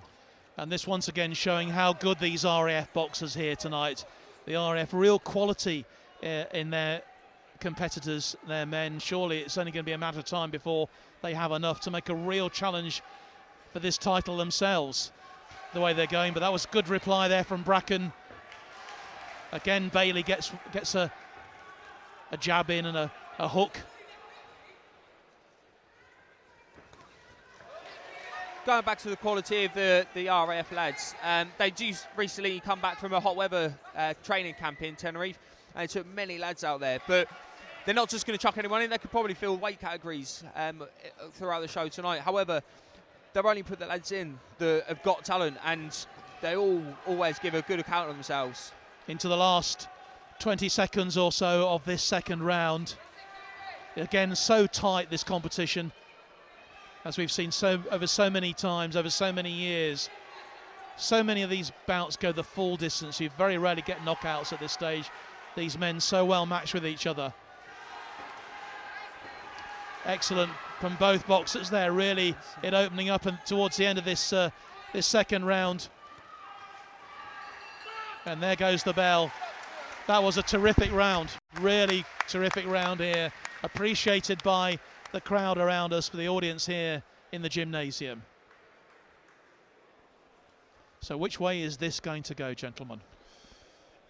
So far, a very exciting first round, quite close. As Robbie said there, I think the RAF man's experience was starting to shine towards the end of that round, well, throughout that round, to be honest. But then Jordan Bracken did come on the front foot quite a bit there towards the end. It's still, you know, Jordan is still very much in the fight. It's great to see how competitive these bouts have been so far tonight. Interesting just seeing the way that, as you said, the work that James is putting in at the moment on Bracken. Yeah, James, very, very experienced boxer. We boxed together on the Army team, and he cornered me in the combines in the ABAs last year. Bags and bags of experience. As we head into this final round then of this contest. Man starting strong. Yeah, it's a good start, isn't it, from Bailey. He started very strong and very confidently, but as we saw in the last round, in the last bout, sorry, he's got to keep his focus the whole way through. If Red can keep the pressure on, which he's not scared to go forward and throw punches, and Bracken, if he can keep it up, then he could cause a little upset. And Bracken is going for it.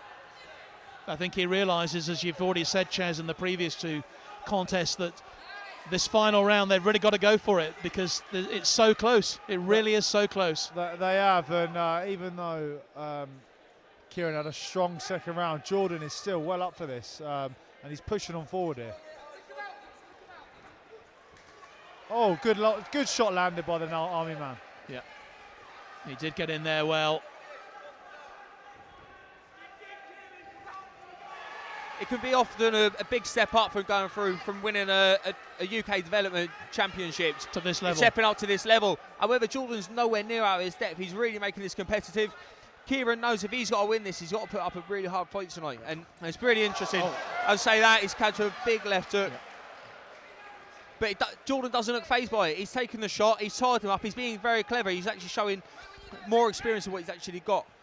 Yeah, he is. He's tied him up there. He took a clean shot there. He tied him up, and you know, he's trying to rough him up on the inside. Both men, they're leaving it all in there. There really are no quarter being given in this bout. It really is exciting stuff. It really is close. But that was a terrific punch there from Bailey that could again be a game changer here. As Bracken comes again.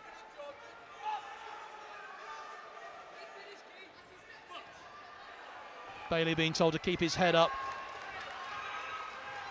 As Bracken really going for it. He really is in these last few seconds into the last minute of this contest. Really good work right here from Jordan. If he can keep this up, he could be able to take this round. And the first round was very tight, could have gone either way.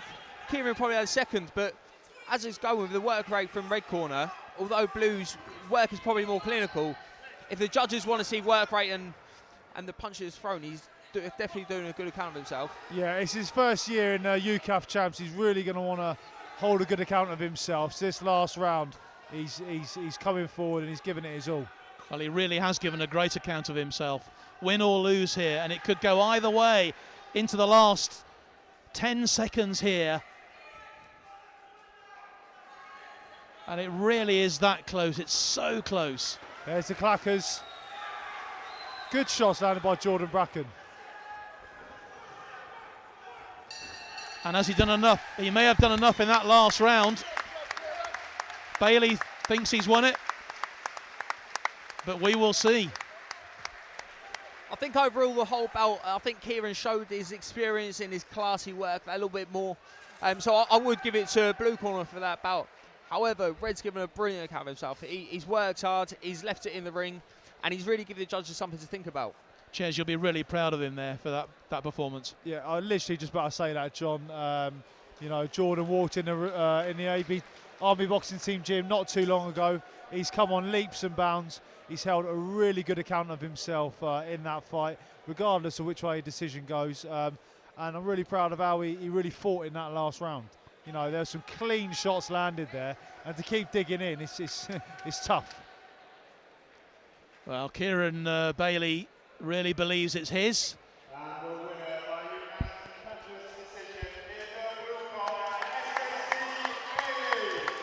And he's proved right. Kieran Bailey retains his title as the UK Armed Forces 60 kilogram lightweight champion here at these Inter-Services Championships. But as we said, terrific performance from the challenger tonight. If we have a most gallant boxer at the end, it could well be Jordan Bracken. Yeah, it could be. He fought his heart out there. I agree with the decision. Bailey's experience just showed there, as Robbie said. But Jordan was never out of the fight. But it doesn't take a lot between a loss and a win. You know, like I say, it can just be 2 clean punches that can tell the difference. Just because it's not a split doesn't mean it's not a close fight. And Jordan, he done himself really proud there.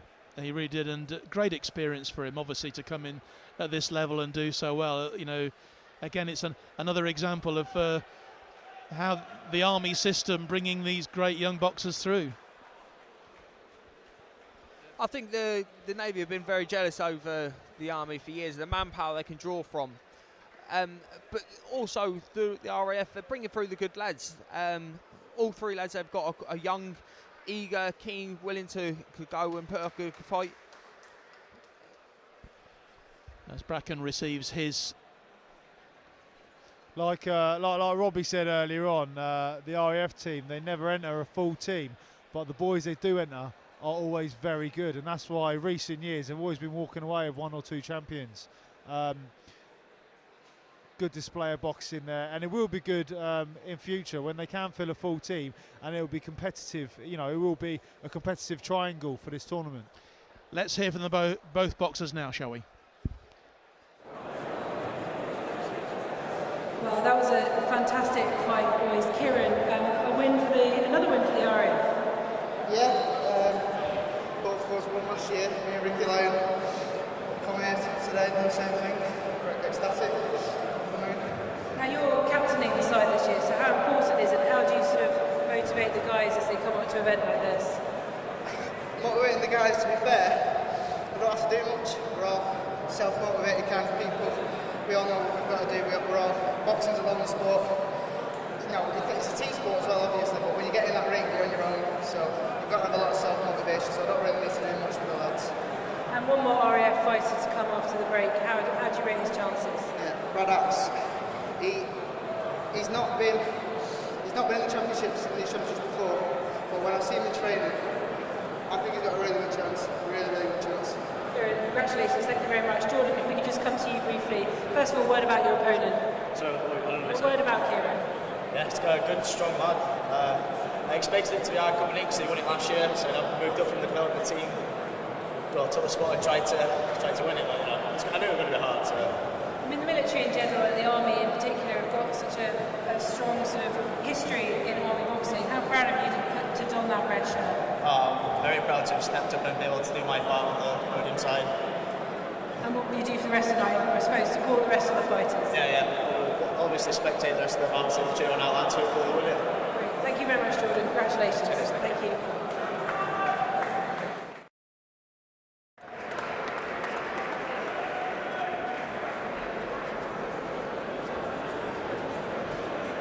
Ladies and gentlemen, there will now be a short interval.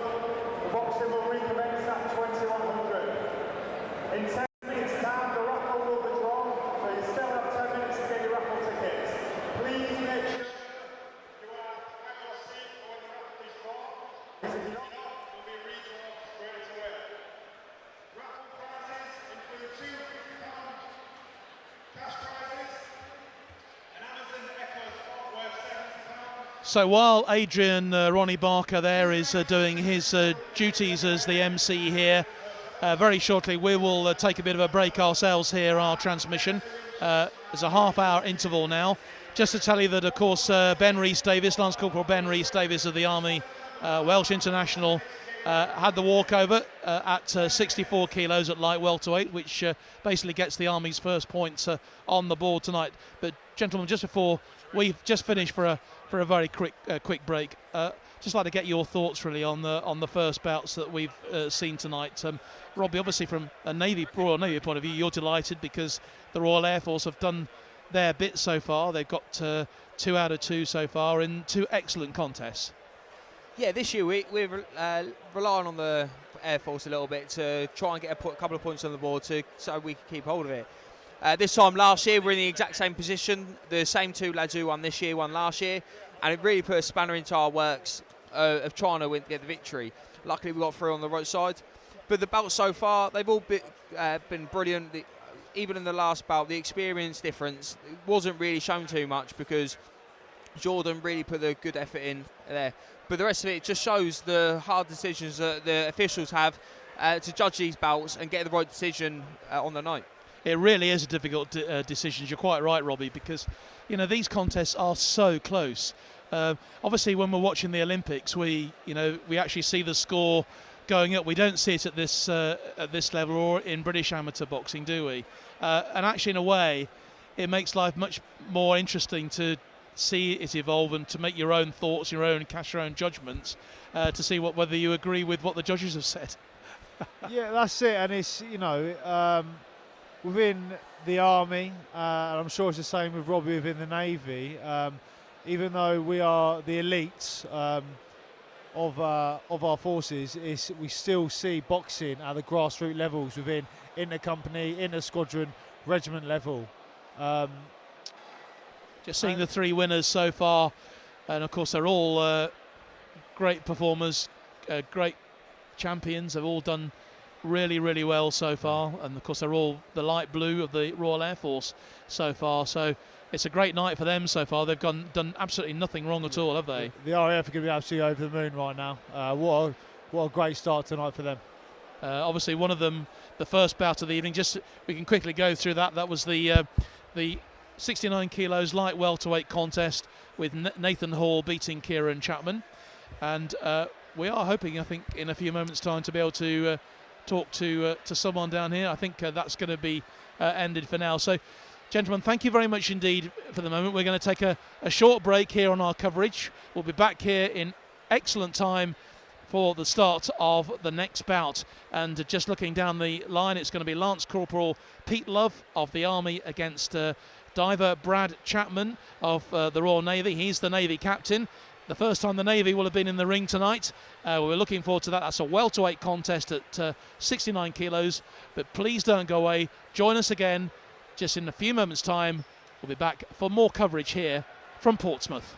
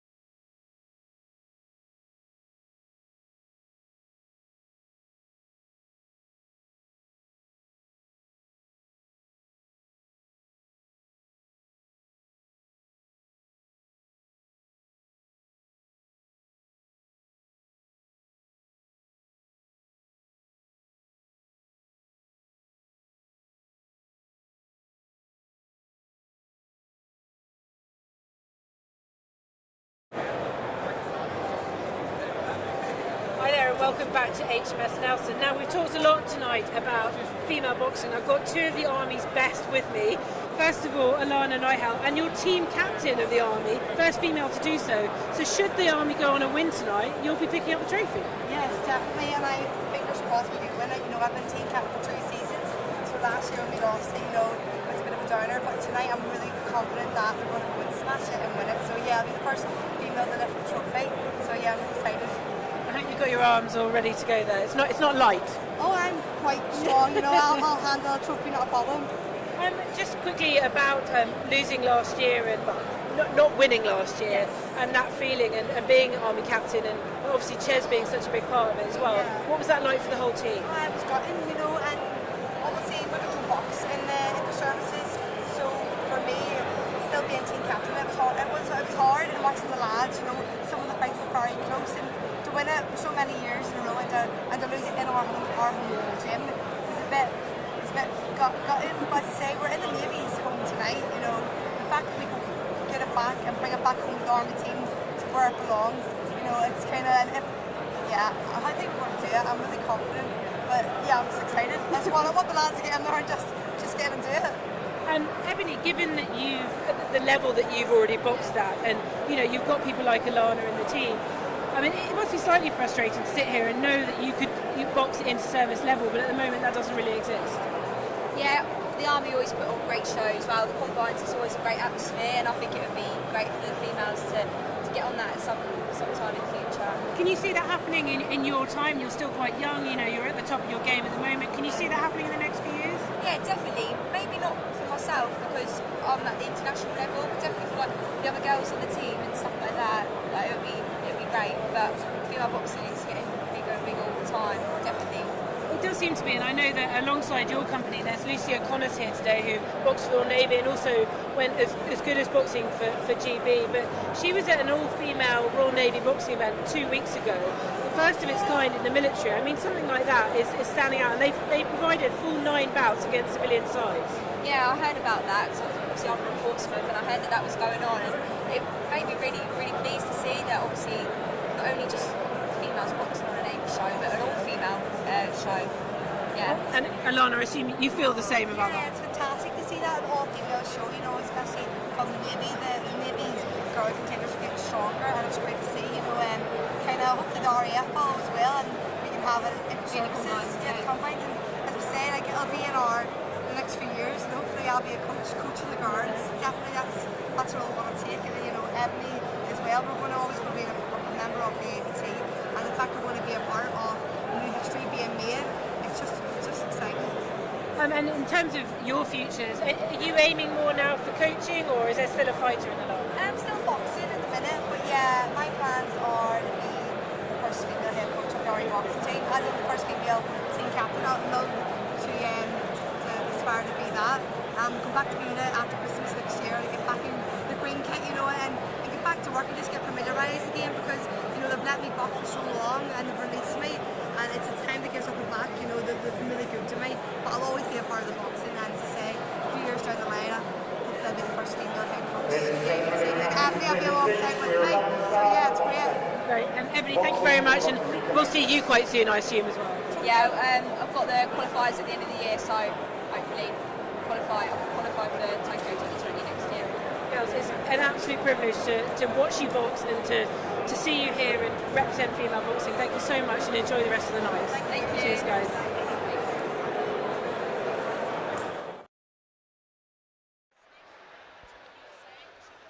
Well, there you have it. Two of the exceptionally talented members of the Army women's boxing team, Ebony Jones and Alana Nihal there, talking to Kath. And surely it's not going to be too long before these inter-services championships are graced by female boxers.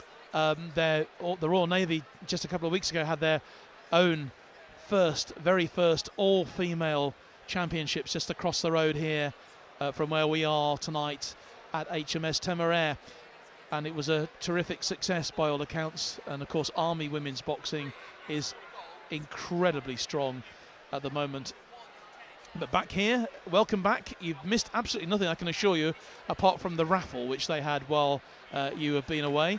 And we'll be all set very shortly for the second part of this evening's competition. I would just like to mention you, if you're wherever you're watching us this evening, all around the world. I know we've got viewers as far afield as the Falkland Islands this evening, and we've got those of you maybe tuned in Canada, and maybe even further afield. Also like to mention Angela Pope, who I gather is on a beach in Antigua watching us. So good evening to you, Angela. I hope that you're enjoying the coverage tonight, as indeed all of you, right here on the Forces Network. Ches and Robbie will be back with us very, very shortly. We're looking forward, of course, to the last 4 bouts of the evening. And just to bring you right up to date, in case you have missed us the first time around, the first part at the moment, 2 points for the RAF, 1 point for the Army. They had a walkover, but 2 excellent victories for the RAF boxers in our first 2 bouts of the evening, and we're preparing for the next one, which will be a welterweight contest at 69 kilos between Corporal Pete Love of the Army and diver Brad Chapman of the Royal Navy. Brad, who is a local boy here, he's from Horsey Island, and he is the Navy captain, the Royal Navy captain this evening. Robbie and Ches back with us after taking a quick tea break there, and Ches obviously hearing your other half waxing lyrical about the strengths of women's boxing at the moment. And as I said, I don't think it's going to be too long before we see women gracing these championships. Yeah, I can't wait. You know, the Navy, I know, have a lot of novice female boxers now. I actually matched one of them not so long ago with one of my inter-squadron boxers on the inter-squadron show for 27 Regiment. And yeah, I mean, in future years, even if it's just like 4 weight categories, it'll be good in years to come, and I'm confident it will happen, that the RAF will enter a full team, and that we'll have females from all 3 sides. And then it's going to make it it's going to make it even more competitive and even more hard to win.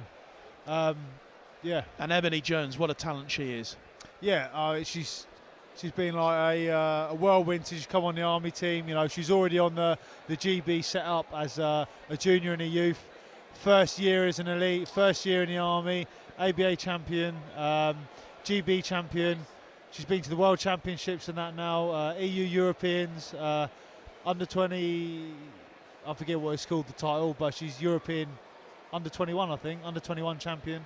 Yeah, brilliant. It really is, and you've got such a lot of talent as well in the Army setup as far as the women are concerned, and of course it's great for recruitment and retention. You know, and the idea of bringing more equality into the forces. You know, women are allowed obviously in virtually every role across all 3 of the services, and why shouldn't they be able to, you know, be the best they can be in sport as well?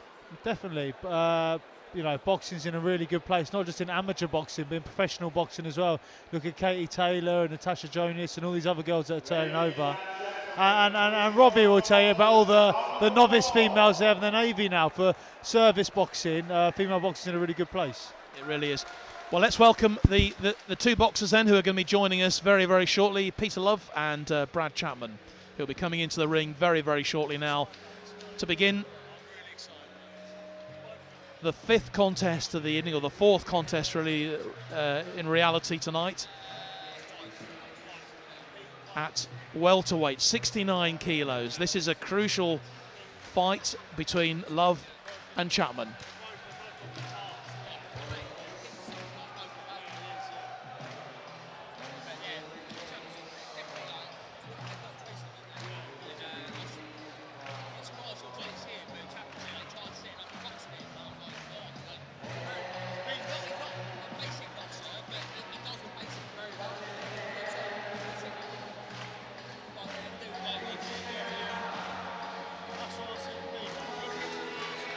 And you may not be able to see all around the ring, but everyone is clapping along to this song. They really are enjoying it.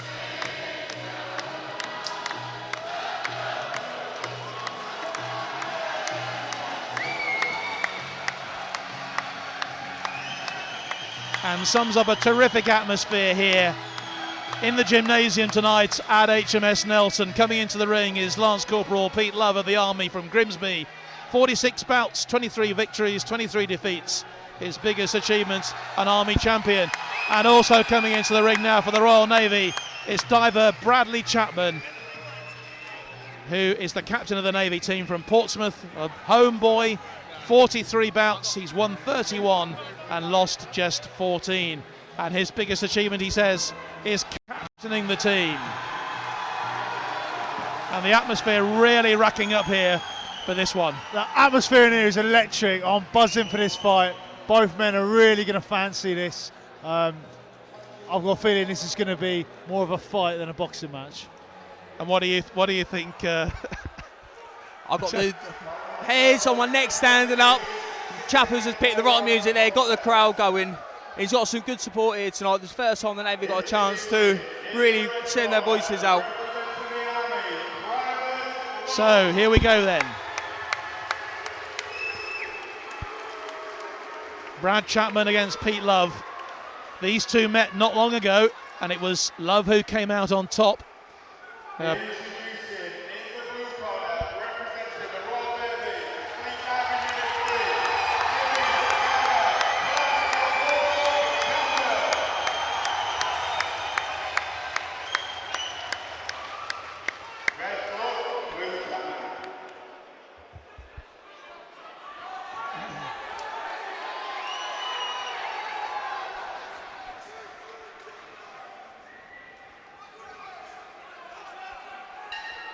Two coiled springs getting ready to get into action as they do straight away. Both men know a lot about each other. Chappers goes forward a lot. He's got a really good engine on him. Pete does a lot of the good boxing basics. He does them really well. It's really interesting about it. It's going to be as tight as all the other ones we've seen so far tonight. Love has scored, a narrow victory over Chapman when they last met in the ring. Chapman fought at 60 kilos last year, losing on a split decision to the RAF's Kieran Bailey. So he's gone up a couple of pounds, a couple of kilos. And this is a good start for both men, really sounding each other out. I've been really excited about this fight. Pete Love, he's hungry boxer on the Army team. He's probably the most dedicated boxer on the Army team. Never has a cheat meal, doesn't even switch off at Christmas. He's really going to want it this year. It's his first final. But then Chapman, he's a Navy team captain. He's boxed in this before. They're both going to really fancy it, and we can see that now. And don't forget, so much at stake in this fight, because a victory for the Army man tonight will bring the title back to the Army. A victory for Chapman keeps the Navy's hopes alive of retaining the title. And it's a really good combination of punches there from Chapman. Love responding straight away. It's already shaping up to be brilliant. Chaps will be loving how it's going so far. He loves to sit on the boxer's chest and not give Pete that much time to think. And when he does, he'll get out of range, well out of range, not getting caught, and then get back in on his chest. Yeah, Pete Love just trying to close Chapman down. He's always quite a tight guard, likes to get in close boxer. He's getting behind his jab. Good shot landed by Pete Love there. But there's nothing in it. Both boxers giving it their all. Instructions coming from both sides, both camps here. Good combination again from Love. And Chapman responds in kind. That's a good left there from Chapman. And again from Love too. Chapman's working the body well. All it takes is one of those little shots to take a wind right out of Pete. But Pete coming back really strong with straight shots too. What a contest we've got. Really exciting stuff this. Both men, variation of shots, whipping them into the body. Into the last 20 seconds of this first round of this welterweight contest. Pete Love of the Army, Brad Chapman of the Royal Navy. Live here on the Forces Network this evening. It's a brilliant event to this first round. There's one thing sure, both boxers will leave it in the ring tonight. And there goes the bell. That was terrific stuff. Class stuff. And you can tell the crowd here absolutely love that.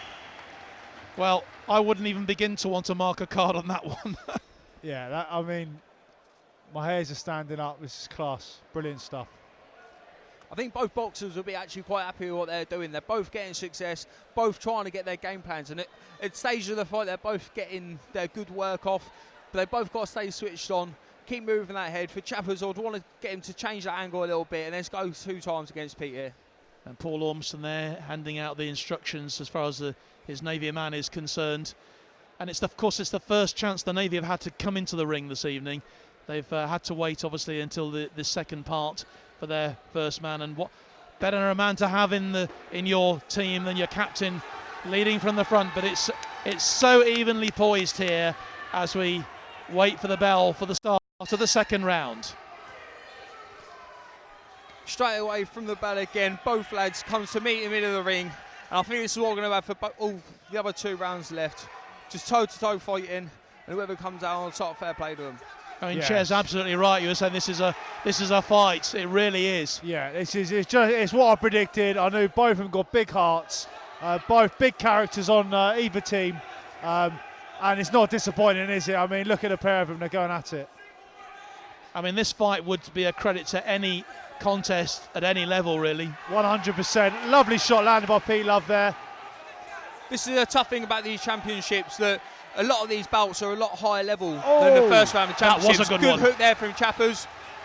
We just need to get him to capitalise on that work afterwards. And again, gets the left hook in there. But both men are having their spells of success, and it's really, they're taking it in turns to give it to each other. It's a class fight. Really I've shared the ring with Chappers many times through sparring, and once we had to box off the Royal Navy title in this very hall. And I can vouch that he's got a big shot at the end of the first round. He could have had it out of there with a big shot. So Pete, if he does switch off, Chappers always got it in his locker. Almost halfway through this second round here. Chappers. It really is terrific stuff. Good shots landed by both men. Pete Love looking to get on the inside. Both landing shots. Nothing in it here. Really good body shot landed by Pete Love there. This is amateur boxing at its very, very best. And these men working themselves almost to a standstill. Love again goes on the attack. Yeah. This is what the Combined Services Championship's all about, fights like this.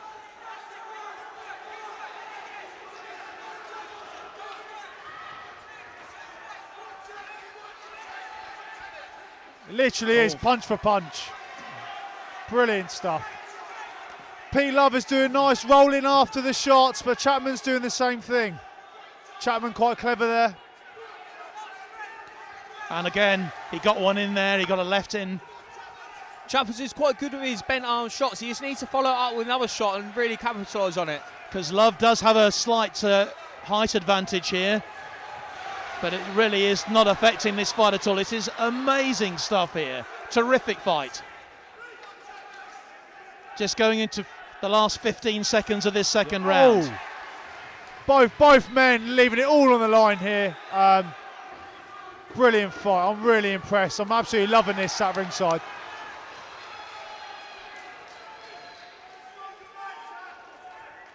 Again, Chapman, terrific combination at the end of that round.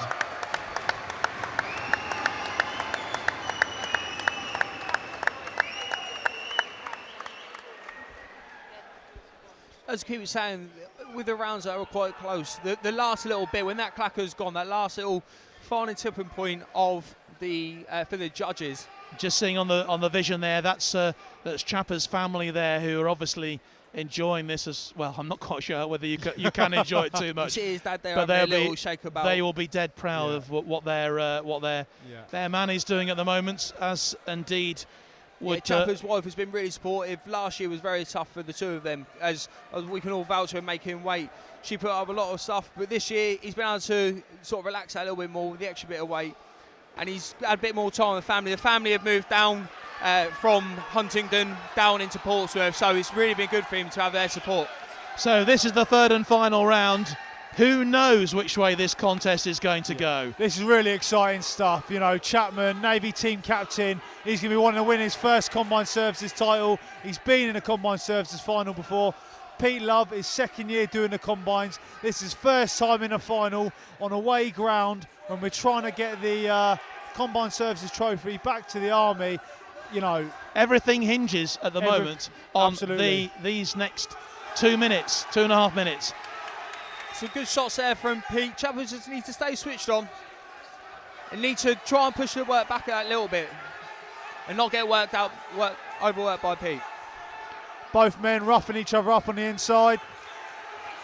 That's a good one, a right and a left from Chapman. That's the backhand I was there talking about with Chappers. He's looking for it over the top. All it takes is a shot to land, clean, flush on Pete's chin. Oh, and that's another one. Two good punches there, left and a right. Both men landing solid shots here. This is unreal stuff. And Love is Chapman is looking for that body shot. Pete Love working off the jab. And refereeing this one is Ray Morley, one of the most experienced referees you will find from the RAF. And it's a great pleasure to be watching a fight like this. It really is the highest quality from these two men who are giving it their all here. It's nice when Pete Love, like a minute ago, when Chapman gets onto the ropes, Pete Love will cut angles on the inside, but I think there's any way you can predict how this fight's going to go because they're both just having it. And this next minute and a half is going to be absolutely crucial here. Chapman being clever, tying Pete up. And both of my co-commentators here are absolutely living this fight, I can tell you, sat by me, both literally going through every push themselves. But Chapman opens up. Can Love counter? Chapman again. This is remarkable stuff. These two men are absolutely brilliant. This is brilliant stuff. I mean, these two men are putting it all on the line. This is forces sport at its very, very best. And again, Love gets the punch in. We're right on the ropes in front of us. This is horrendous stuff. What an end to this contest. This is an amazing fight. And it's early in the night, but fight of the night. This could be up for fight of the night, 100%. We have 20 seconds to go. Every punch is going to count. Goodness knows what the judges are going to do here. You almost have to give it as a tie, I think, at the moment. What's between them? Absolutely tremendous stuff. Oh! And Chapman takes him down, and and that is incredible. Love is taking a count right in front of us. I thought that was a slip. It looked like a slip to me. Yeah, it looked like a slip. I will have to agree. I do believe that looked like a slip at the last second. And as we saw from the second bout of the night with Shaka, that could potentially tip it on there. The whole crowd, VIPs, everyone in the stands, all up on their feet for an absolute fantastic full contest. Well, I've been watching Forces boxing for a long time. That is one of the best fights I've ever seen at this level. It is, well, who is going to call that one? It really was remarkable stuff. I think Ches is getting a coin out of his back pocket now so we can flip it quickly. Yeah, it is neck and neck with that fight. I mean, credit to both boxers. That was absolutely unreal. Credit to everybody here tonight as well, the crowd. Unreal atmosphere. I just hope that slip in the last round doesn't affect the judges' scorecard, because you know that was unreal. Well, the two men embrace each other. Tremendous respect shown. That was fantastic stuff. And we now await the verdict of the judges. And it's heart in mouths time for the Royal Navy and for the Army too.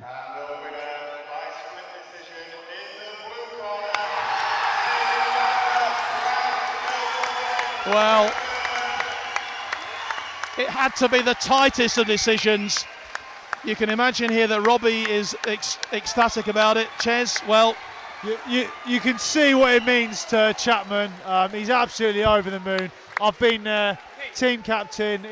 He's won it. Split decision fight, nothing in it. Great stuff. If ever you needed a captain's performance, you've just got one. And look at the family, absolutely thrilled to bits with what their man's done tonight. And I'm sure there'll be Chap a few hugs going on. Himself very proud there, and the whole team.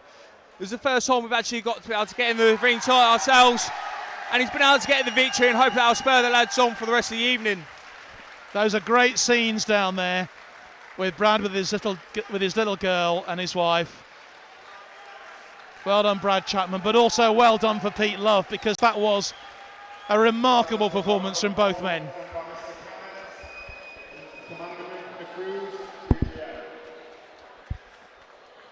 I just had to go and congratulate Pete Love there on such a hard-fought contest. That was absolutely unreal.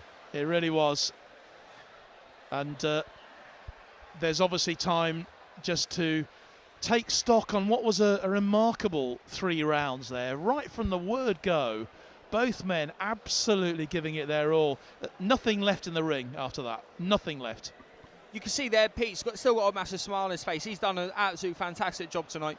He's really participated in a fantastic bout, and like Ches was saying, it's really up there for bout of the night. Best so far. Hopefully we'll have some more exciting ones afterwards, but so far both boxers then were absolute credit to themselves. They really were. But for Brad Chapman, it means so much to win that first title. You know, your first title is so special, isn't it? Yeah, and especially as team captain. You know, I've been there having captained the Army team in previous years, and yeah, he's going to be absolutely over the moon, and rightly so. It was a split decision. Judges see it going either way, and fair play to the diver. He's done the business. I had to get up and congratulate Pete Love at the end, because that was a fantastic fight. One of the best I've seen at these events. Well, let's now hear what the boxers have got to say, shall we? They're both now talking to Kath. Boys, that was simply breathtaking. What a fight, I think everyone will agree. Chappers, well deserved, and I know that you've got a long running history with this fella, so well deserved. Yeah, we had unfinished business. Pete beat me earlier in the year. First of all, I just want to say hands up to Peter. Absolute great fighter. What a fight. Pete, I'm sure this will go on, this battle, as long as your careers last, but it's good to have it so evenly fought. Oh yeah, 100%. Obviously, me and Chappers, we can't do each other before boxing each other, but say styles make fights, we didn't leave anything in there once again, you know what I mean? So as long as it was the first time, so hats off to you, mate. Good luck in the next round. Well, I mean, Chappers, just stick around for a minute, because I just want to talk about the crowd, because that was the loudest we've heard them. I'm sure they'll get louder, and I know your family were in the crowd as well. Yeah, the support was unbelievable. Just to box of that has just made my absolute career in all boxing. But I just want to give a big shout out to the CEO of the island and all of FDU3, my boss, the chief. Thanks for the support and all we do. Come on, the Divers! Okay, and Pete, just one more question for you. Staving off the Army at the moment, but you won't win away. But at the moment, these guys are putting up a good fight. Yeah, just I hope he goes and enjoys it now. Just thank you everyone for the support, especially from the ABT family. Honestly, I've been here and cheering for me out from the stands over there, so it's brilliant. Thanks everyone for watching and scrapping again. Thanks, Pete. One final word from you. Just finally, just to my 2 little girls and my wife. Thank you very much. He's almost reducing me to tears. Thank you very much, boys, and have a good night. Well, you can ask no more, can you, than for 2 men to give their all in the ring. Those 2 have done just that and made a very proud little girl tonight of their dad. And there's some great scenes there which you're just catching there from the gantry. But, well, after that, I'm not quite sure how we follow that, but we are going to follow it with another really exciting contest at middleweight, 75 kilos. Josh Plummer of the Army against Brad Axe of the RAF. And this is going to be a cracker, this one. It really, really is, because Brad Axe, of course, is...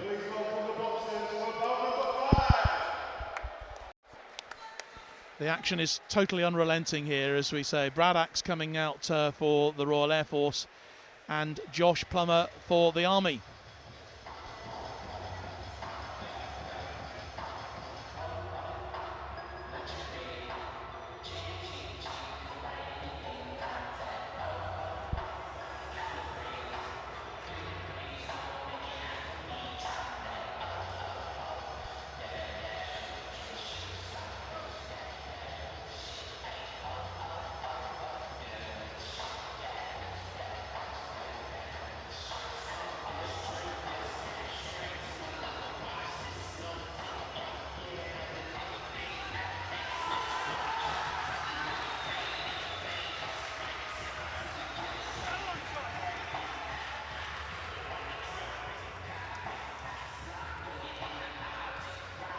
So as these two come into the ring to fight at 75 kilos, Plummer from Spennymoor, 62 bouts, he's won 43. His biggest achievement, he says, is representing the Army. Brad Axe on the RAF, based at RAF Odium. He's a fireman there, 22 years old, 37 bouts, he's won 20 of them, and his biggest achievement is the Western Counties B champion. He was a finalist as well in a big regional semi-final too. And he beat Luke Chapman of the Royal Navy to win his place in the final. Very popular man is Brad. Josh Plummer, he's had a great season. We had the round robin tournament at the Army Gym just before Christmas. He won 3 bouts in 3 days. This is the 3rd year in a row he's boxing the Combined Services. He's off to a winning start after winning the prelims. He's really going to fancy this. But so is Brad Axe from the RAF. Going to be a really good fight. It really will. I know Brad has got a big following down in the South Atlantic in the Falkland Islands, where he obviously served down there for a while. And we were talking to both men a bit earlier on. They are so looking forward to this contest. And it is going to be a cracker. So as Ches was saying, this is Josh's 3rd year in it. Last 2 seasons being beaten by, at the time, the England champion Marine Jack Stringer. He's unfortunately not boxing tonight. So Josh will be looking to try and take this this evening for the first time for his first Combines title. He's up against Brad Axe, a good tricky customer who's shown already that he's not scared to go forward and really take this fight to Josh. Yeah, will it be 3rd time lucky for Plummer then at this level? Oh, and that's a great punch there from Axe. Caught him with a terrific punch. Josh Plummer has the height and reach from Brad Axe. Brad Axe landed a lovely clean hook a minute ago. It'd be good to see Josh just get a bit busier, popping the jab and then letting the other shots go. Good shots landed by both there. So Josh boxed on Tuesday night against the Navy's Luke Chapman. Again, it was a very hard-fought, close contest. In my opinion, it probably could have gone the other way. Josh took it, and he'll really try and push on forward tonight. But having the fight 2 nights ago could have his toll. And again, he's been caught with another big shot there. Yeah. There's only so many of them you want to take on in England. Yeah, this is a good start. Good shots there coming back from Josh Plummer. But this is Brad Axe is proving a tricky customer, lunging in with them shots over the top. Josh is showing there his long straight shots. He's also got the power in those hands. He's not scared to stand and trade. Oh, and look at that, another landing big shots here. Really big shots. This is an exciting fight. Oh. They're both really loading up with their shots, and I think they're looking to put each other away early. And this is quality. The RAF already have 2 titles to their name. Can Brad Axe make it a 3rd title for the Light Blues tonight? Plummer out to stop him. That's brilliant movement there from Brad. He's not been in the ring for a while, but he's really got the ring craft going. He's actually portraying himself really well tonight. Brad, who's 22 years old, he's just become a dad, as a little boy called Oscar. And he's doing it for him tonight. Lovely counter punching there by Josh Plummer. Brad Axe, he's very busy. Coming up to the last 30 seconds of this first round here. Yeah, Josh Plummer just switched off for a second there, got caught with a lead hook. Just needs to be back careful. Through and catches him for some straight shots in.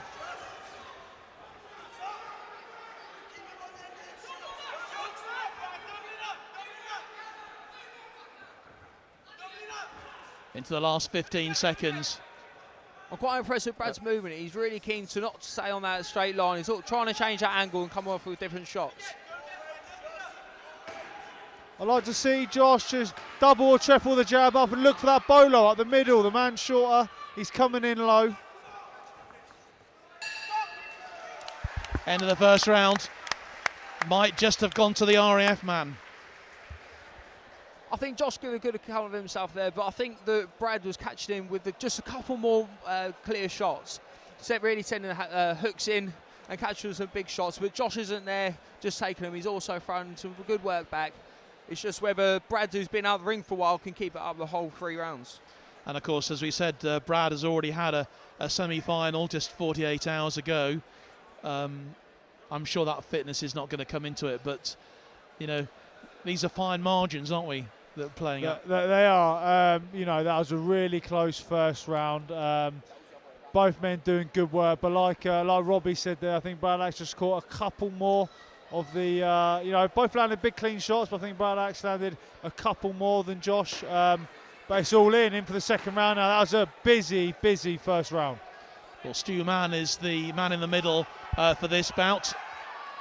A UCAF referee. As we start the second round of this middleweight contest, 75 kilos. Axe in the blue, Plummer in the red.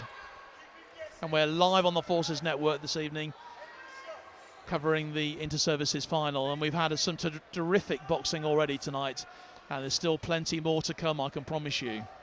Josh Plummer just using his range a bit more now.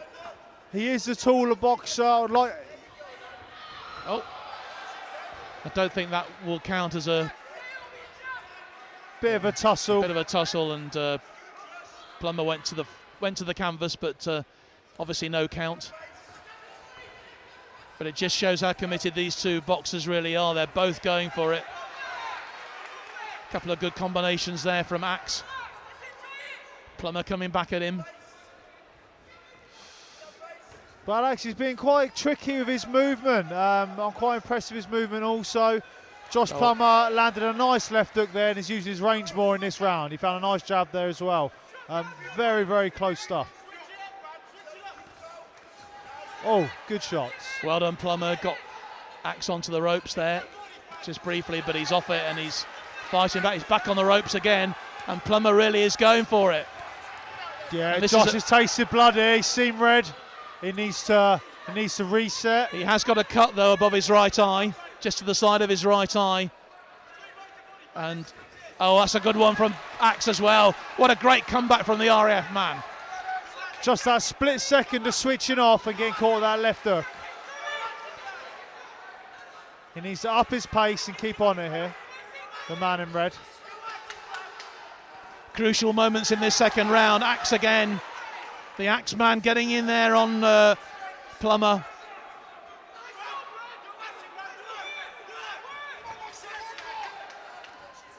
I think Josh has it at the range that he wants to keep him at, but he's just got to say, like James was saying, he's got to stay switched on. Every time he looks like he's switched off a little bit, Brad will try and pounce on it, and he's getting a little bit of success from it. And I think they're going to have to sort his gloves out, aren't they? I see. They're having a look at his eye. The doctor's having a look at his eye. I don't think it looked like a big cut. I'd like to think because it's a final that they'll let it carry on. It wasn't a big gash. Josh Plummer, when he uses his range nicely, he uses it nicely, but then at times when he's out of range, he switches off and Brad Axe lunges him with a left hook and has a bit of success. I hope the cut doesn't affect the fight. It doesn't seem it's going to. Dr. Wilcoxon in the corner looks happy. The bout's going to continue. But Axe lovely goes counter in punch again. from Josh Plummer there. And Plummer did counter him, but Axe very much on the offensive here. Is he smelling blood now too?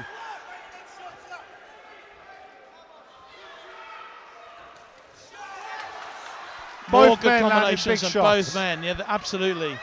Just really going for it.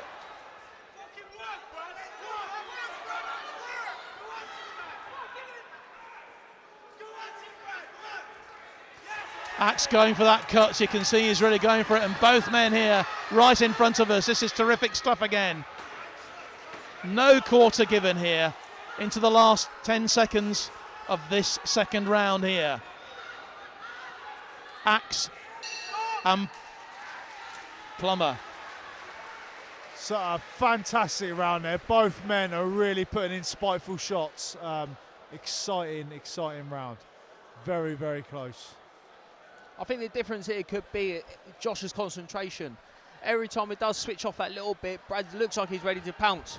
But if he hasn't boxed a while, also for this last round, it'll be tough for him. He's got to really go through the gears now. and keep it on top of Josh. And if he's not going to use his own work, he's going to have to try and get out of range. But Josh is going to want to keep him there and use his long straight shots. Yeah, agreed on that. It's one of those, and I feel lucky to keep saying that it's one of them bouts. I feel it's all in the last round again, and that just goes to show how competitive this competition is. It's brilliant. Oh, it really is so competitive. But the Army corner will be worried about this cut on Brad Axe's right eye, which has already had to be dealt with once by the doctor. Quite a bit of attention during the break there as we go into the final round. And which way is this going to go?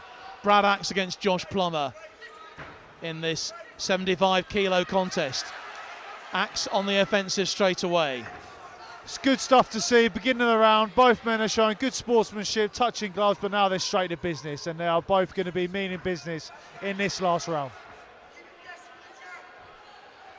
Can Plummer come back? It's a good combination from the man in red. Here the red corner wanting Josh now to use his jab or feint, try and get Brad to work, and then really pouncing him afterwards. Both men are blooded up here. This is a really exciting fight. Yes, blood coming from Axe's nose. Good shots from both men there again. Oh, some spiteful shots being landed here. Nice left hook by Josh Plummer. Both men are trading off. I mean, this is yet another fight, isn't it, really? This really is another fight. Just like the last punch. Brad's landed a good straight backhand then, but it was replied straight by Josh with the same punch. Oh, that was a good one from good Plummer. rear hand landed there. You can see Brad now hasn't got the go forward. He's probably been out of the wing. Well, some good Plummer, shots here from Josh Plummer. 4. Good straight shots. You just need to tie him up now and get that breather. Yeah. Josh Plummer had a good bit of success there. I just want him to stay switched on now to the end of the fight and just keep, again, good shots by Josh Plummer. Great stuff. A minute and a half to go in this final Looks like there's round. a cut onto Brad Axe's left eye also. Yeah, so Axe now receiving some will receive some attention from the doctor. Dr. Wilcoxon is in for a busy night here with both men cut, but neither of them look too serious, and hopefully the battle will still continue. I can see, hopefully this doesn't affect the bout. I'm sure it's not going to, as again, it looks like a small cut. This is going to get really exciting, I feel here. It already has been, but I feel they're both going to come out. Again, a nice rest now. Both going to come out hungry.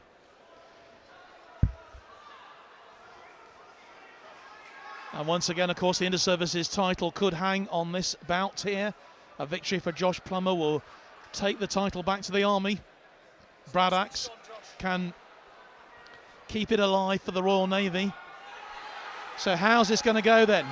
The last minute of this final round at 75 kilos. Middleweight contest. Plummer in the red, Axe in the blue. That little break there for Brad might give him that little bit of a helped second him. win now to really push it on for this last little part of the bout. Because Plummer was certainly on top there. He was really on top. He threw some great combinations there in the middle of that round. I think Josh has noticed that Brad just wants to go round to his right-hand side, and every time he steps around now, he keeps sniffing and a jab in his face. Yeah, Josh Plummer's using his range now nicely. He's getting behind his jab and looking for that slip rear hand. Two good punches shots there from Plummer.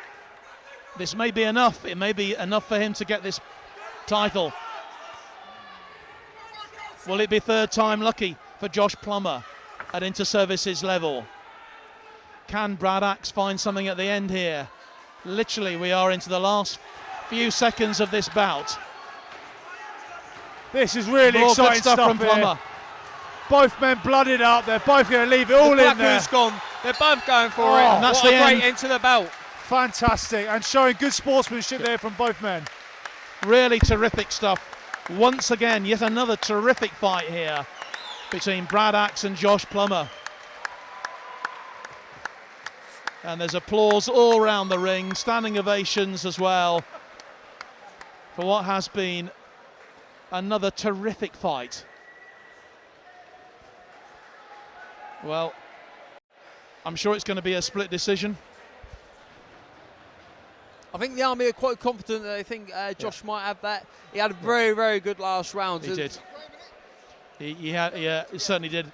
Yeah, very successful last round, but the last round is just one round in itself. I do fancy the Army man. I do want Josh to win. I do feel it could still be a split though. It's going to go to the judges' Let's find out now.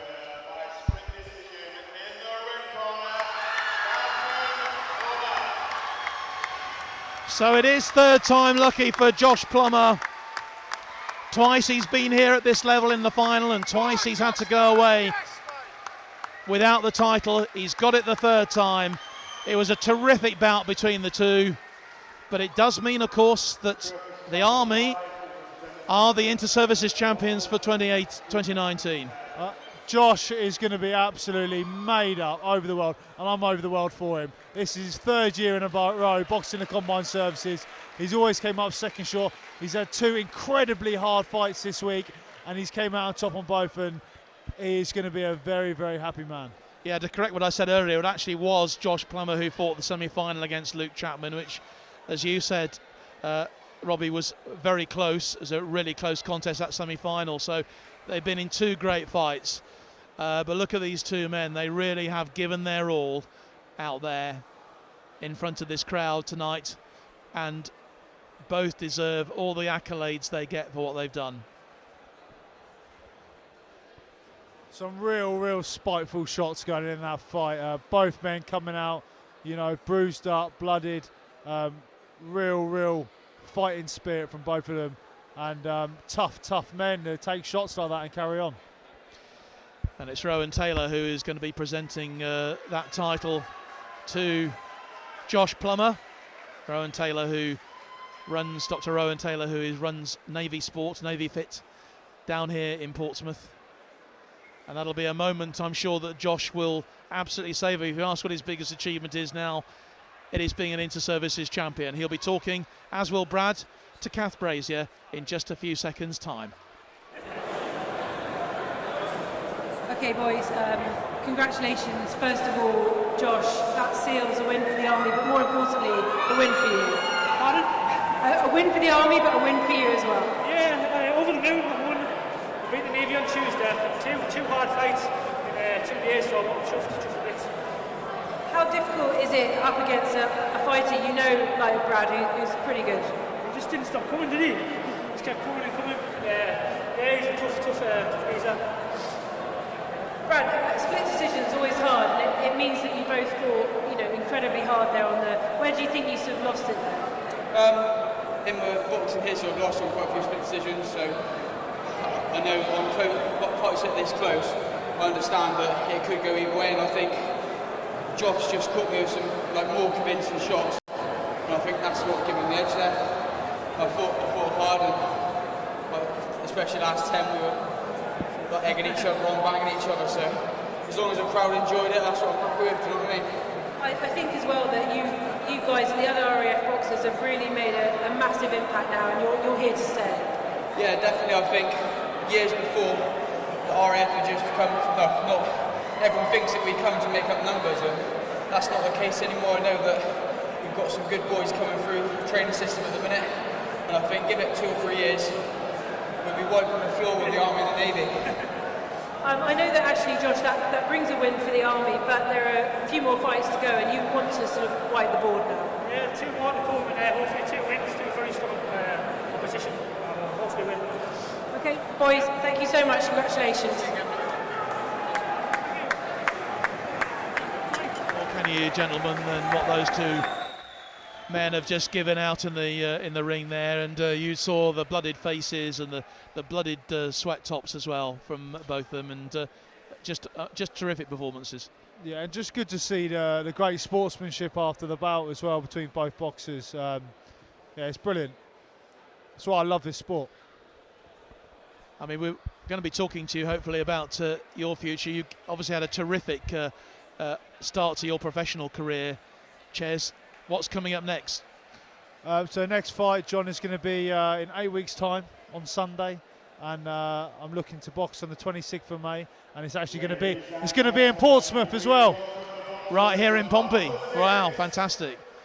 Thank you. I mean, it's going to be difficult to obviously to match the atmosphere that you had at the O2 just a few weeks ago, but you know now you've really got a taste for it. Yeah, the O2 for my debut was an absolute dream come true. Couldn't, world title undercard. Couldn't have wished for better. I'm glad that the next fight is going to be close to home. I'm originally from the Isle of Wight, so Pompey is close by, and then hopefully there's going to be more shows though in the future at the O2 and stuff like that. And you're going to have huge home support. Let's just give the support now for our two light heavyweight fighters coming out at 81 kilos. It's Lance Corporal Colonel Brown from the Army and Marine Toby Osmond for the Royal Navy Royal Marines team. He's from 40 Commando and based at Taunton with Colonel Brown as well. He's from Walsall. This is going to be another cracker.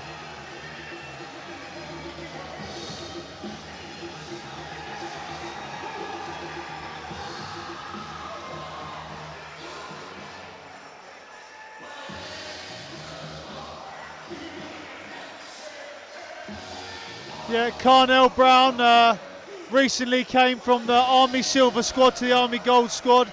He won the Dev B England ABA Championships. He's a newcomer to the Combined Services and an exciting prospect for the future. I don't know the Navy man, but he looks strong, he looks up for it. I'm sure he's made for another great fight. Well, Robbie, tell us all about Toby Osmond.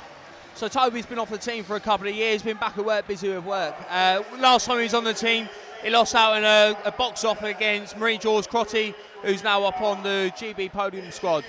Toby is just an absolute wrecking ball. He'll not stop going forward, and he will not take that smile off his face. He will love every single second of it. Yeah, he's so well up for this, as I'm sure Colonel Brown is too.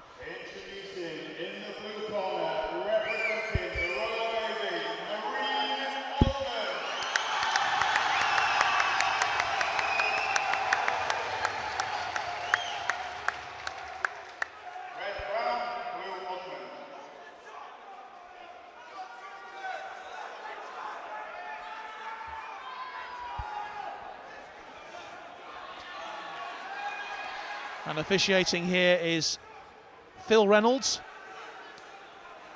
his third time out this evening. Osmond, who is telling me he's only been back for 3 weeks after jungle training in Belize, and he's gone from one frying pan into another fire here against Colonel Brown. Brown obviously got the reach advantage here. I can see there is quite a big height difference. That won't deter Toby from this. He will not take a step back in this whole bout. He'll just go forward the whole time, and he'll just love it. He'll be relentless, won't he? Yeah, Toby looks very much on the front foot, but I'm liking Colonel Brown's boxing in a minute. He's established a jab a couple of times. He's landed a couple of bent arm shots, and he seems to be trying to counter Toby, but he's a very dangerous man, the Marine. You can see that by his wild swings. Colonel looks very composed at the minute, standing off boxing when he's got his range. The job that Toby wants to do is probably break his heart and take him really into the trenches and just try and get him out of there. Yeah, it's looking to be another really exciting fight. Both men starting to trade off now, both holding their feet. The very, very different styles, obviously, and that's going to make for a very interesting contest. Osmond just relentlessly coming at Brown, but Brown using his reach advantage and scoring points as Osmond pummels him. Yeah, Toby's putting nice body shots together there and combos on the inside. One of them's lost a gum shield. Gum shield out, so that'll just be sorted. I'd like to see Colonel Brown get back to his range. Toby's got a high work rate, he's throwing a lot of punches, but not a lot of them are actually getting through, so Colonel's not getting hurt at any point here. It's just the work rate, it looks good on the eye with Toby going forward. Colonel probably needs to get his range out a little bit more, try to control it with his jab. That's it, exactly. I don't want to see Colonel getting drawn into a brawl when he is a good boxer, but it's hard not to get drawn into a brawl against a good brawler, which is what we've got here. Reminds me of a certain Ryan Finnegan style with just walking forward, trying to just rip the heart from the opponent. Osmond's got to be careful though, his head's going down quite a lot, and the the referee will be noticing that, how he's going in, and so that has got to be something he's got to watch. But two contrasting styles at work here in this first round. Good couple of punches there from Brown, finding their way through. Carnell Brown, he's popping and moving with the jab there. He's established a good jab bolo a couple of times, which landed on the Marine's chin. But the Marine is relentless, walking through everything. This is exciting stuff again tonight. It really is. He looks confident, Carnell here, dropping his hands. But Toby's very dangerous. He's got to be very careful not to just be caught out of that backhand over the top. I was watching Osmond in training the other day, and the way he was going at it was like he was already in the ring. But, oh, and that's a great punch there from Brown. Got a right jab in there, right hook. End of a terrific first round, which the crowd absolutely loved here in Portsmouth. Great round from both men there. Yeah, fantastic stuff. I can see some gaskets getting blown though if it keeps at that pace. Yeah, I mean, how do you temper that? He is a coiled spring, isn't he? Just sort of uncoiling himself in the ring in front of us. Just saw the way he bounced back to the corner. He's loving every second of this, and he'll really thrive. He's got his work down here by the sounds of it, cheering him on, giving him some great support, and he'll love it, and he'll keep going until the end. But Brown, after maybe a new gasket being replaced. But Brown looks, he's got that smile on his face. He looks composed, well beyond his years. Only had 27 bouts, won 23 of them, lost only 4 contests in his career so far. Whereas Toby Osmond has had 53 bouts, he's won 40 and lost 13. But in an event like this, those tails and the tapes count for nothing. Once again, Osmond straight in there, working so hard, but Brown doesn't seem to be touched. Come out a little bit faster this round, trading with Toby, which is going to hopefully play into Toby's hands. That's what Toby wants, a little scrap in the middle of the ring. Carnell wants to keep his range and get back to his boxing. This is it. This is what I was saying earlier on. I don't want to see Carnell get drawn into a brawl when he has the advantage on reach. And when they use them long levers, he can deliver real powerful shots. Just like he just did there. Yeah, like he just did there. Good scoring punch, but Osmond straight back at him. Right in front of us in the ring here.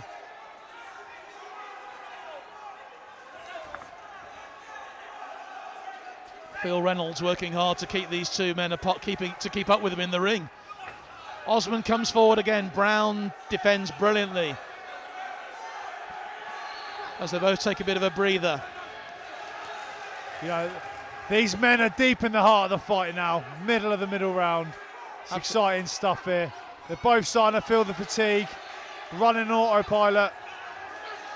Oh. Lovely bolo found by Carnell there with the lead hand.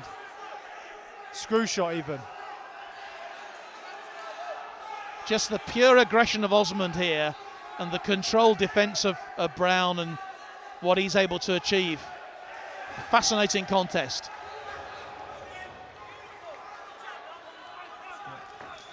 As Carnell can just execute his jab now. Yeah, he made the most of that, didn't he? But sometimes where Toby's eagerness will take the better of him, and he'll try and bounce about too much. A little bit of movement from Carnell just sent him to the side, and he's able to capitalise, putting a second phase in.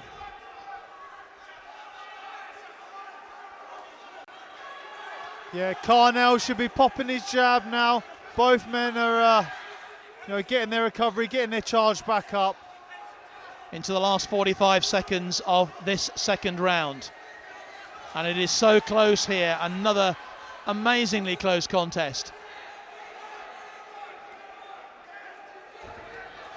That was a nice corner cut there by Carnell. Came off at the angle.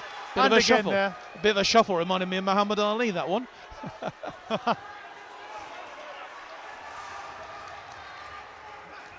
Oh, what a cruncher from Osmond. Osmond is finding those bent arm shots to the body though. He's a very tough man. He wants this just as much as Carnell. Good shot by Carnell there though.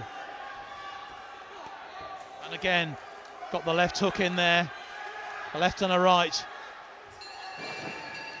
End of another incredibly close second round. Again, there's another high tempo of the round. Toby pushing forward the whole way there. However, Carnell actually finally started getting his movement in at the end, turning off on those angles and trying to catch Toby, and really just sending him off his stride.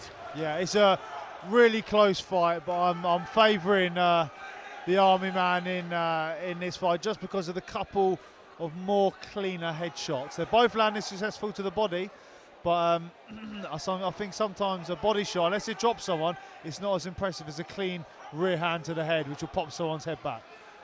Well, it's going to be quality, isn't it? I think that ends up being the victor here in this. You could well be right, Ches, but again, we've got one more round to go, and Toby Osmond is just not going to let up here, is he, Robbie?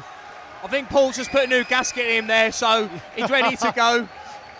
Yeah, he's gonna empty the tank here, isn't he? And I think Carnell is as well. It's but I just got to feel Osmond's going to try and get on the inside again, and he's really going to unload. But both of Carnell these men needs to keep to his boxing. Yeah, that's a good punch from Carnell. But both of these men, months and months of training they put in. As I say, Osmond just 3 weeks back from his training out in Belize in the jungle. No doubt he was pretty Carnell's busy doing there. a bit better with his jab there. Every time he's got his range, he's now pinging his jab out, which he was missing in the first 2 rounds. Yeah, he's a lot busy with his jab now, and he's teeing off the long lead hook after it. He's been a bit more on the front foot now, Carnell, but he's having success. He's turned up the aggression this round, and it's good to see, because he's a real gentleman outside of the ring. Well, that's a great punch there from Osmond, though. And Brown really felt that, but he's come fighting back. Both boxers now will be really trying to throw him off the crowd here, taking the noise in, giving themselves that second wind. Toby just needs to pick up that pace a little bit more and really leave it in there. Rip Carnell's heart from him. Yeah, this is great stuff we're seeing here. Both men are showing tremendous heart and courage, both giving it everything. Class fight. This is just what we want to see. Yes, as we have every battle tonight. Yeah, absolutely. Yeah, another one. But Carnell's having a bit more success now of those long straight shots. Toby needs to keep his hands tight and really try and work him. Send those shots in over the top. Yeah, both men are giving it. Toby just over-committing at times with the hooks, and Carnell's making him miss and then landing counter punches nicely. As we're going towards the last minute here of this round, that's a great punch from Brown again. Both of them just winding themselves up for these last few moments here, these last few seconds, which could be crucial. But Carnell Brown, I think, has really worked his way into this fight. I think Toby trying to pent himself up, trying to get that one big shot in. He just needs to keep putting that pressure on and not just exert all the energy in that one big shot, which he might not find. Got a couple of jabs in there.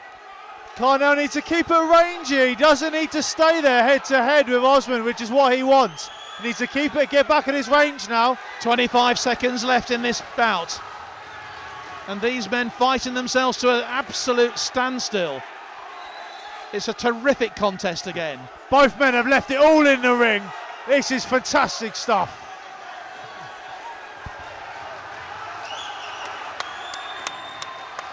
Is it one last wind-up from Osmond? A bit of taunting going on there towards the end. Both men giving it leather.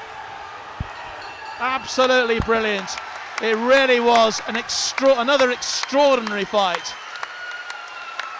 A standing ovation from the whole of the stadium here to these two men who have just produced yet another outstanding contest.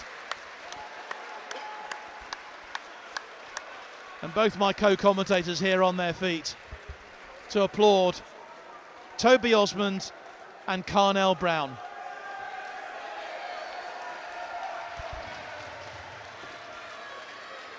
Osmond takes the applause of the home crowd, but we think it is probably the man in red who is going to get this. But again, it's going to be very, very close. I think as the fight went on, Carnell started showing a bit more class. He's picking his shots out a little bit better. However, the judges might be liking the aggression of Osman there, and he never stepped back the whole fight.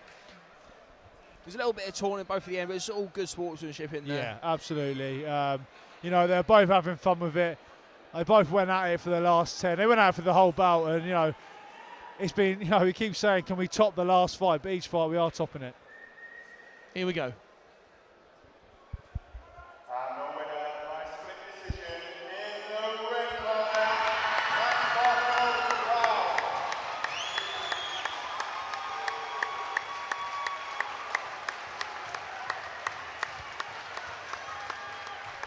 So Brown gets the nod, and another split decision. They've only had one unanimous points victory so far this evening, which just shows you how high quality this event has been. Yeah, I think the right decision there. Both lads have got out of the ring, massive smiles on their face. They both absolutely loved it. And it's true sportsmanship. It's just showed on the night. Every bout has been pure quality. So we've got another bout coming up, which we're really excited for. Yeah, that was unreal stuff. Like I just said there, Robbie, a bit of taunting at the end, but all good crack, and showing good sportsmanship at the end. Like we said, a bit of the cleaner work from Carnell, and that got the win. But again, I mean, I think there's only been one unanimous decision tonight. I think the rest have all been splits. They have indeed.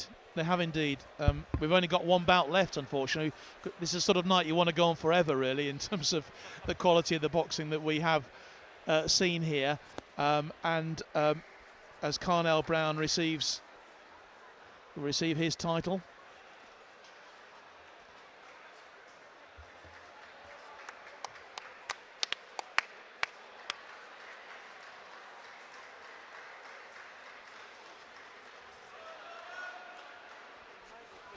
From Catherine from the Royal British Legion here, great supporters, of course, of military sport. And he's a happy man. Look at that smile. It's a smile that says it all. And so well deserved.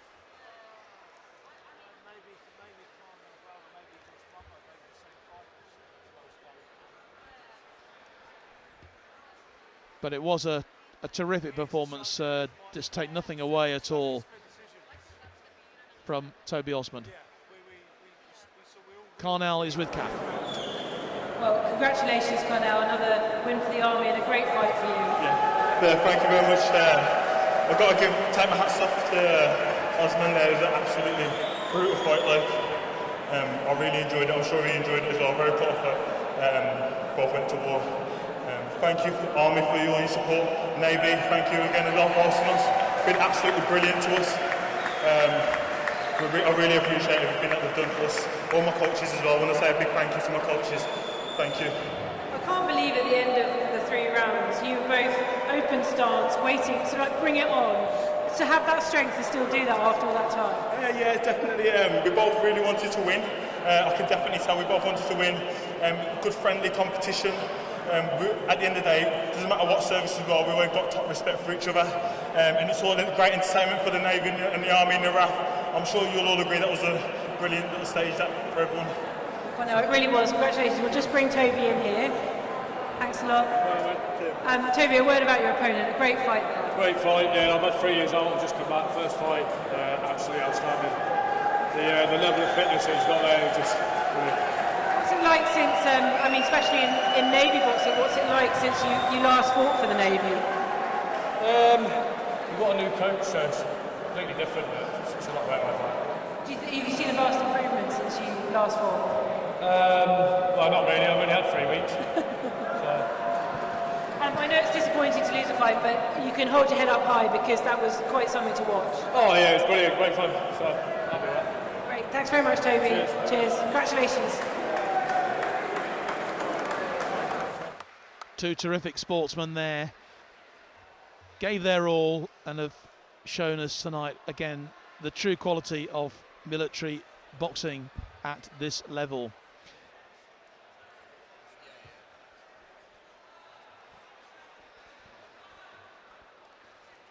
as Toby receives his accolade as well for his contribution.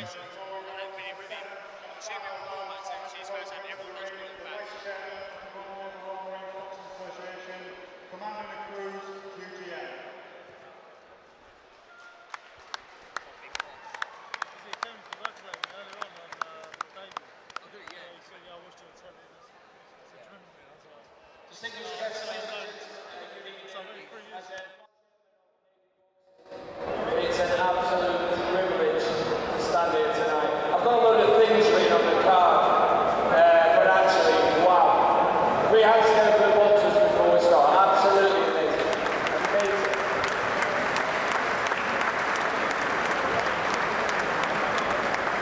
Really, the ferocity and the intensity of the boxing tonight has been unbelievable. I've just spoken to several friends, and this is one of the best UK Armed Forces championships we've seen for many years.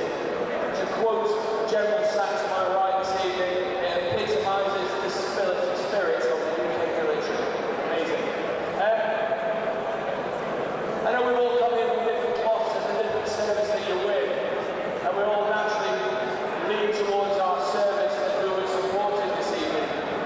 But this is all about UK Armed Forces boxing. The journey that these boxers, these athletes will take from here, the champions will go on to represent us nationally. And that's UK Armed Forces combined, so all for that. So I've got a few thank yous to give for putting on the event this evening. It doesn't put itself on. So please join me in thanking a few of the people. The Portsmouth Naval Base Commander, Rear Admiral Jim Hyam OBE, for allowing us to put the event on here this evening. And his Base Executive Officer, Commander Mike Dreely. Thank you.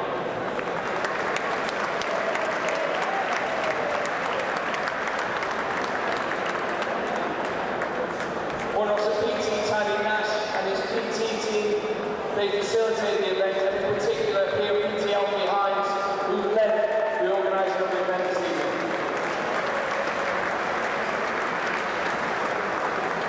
The Royal Navy and Royal Marines Boxing Association committee members, and of course the UK Armed Forces Boxing Secretary, Mr Nathan Pearce.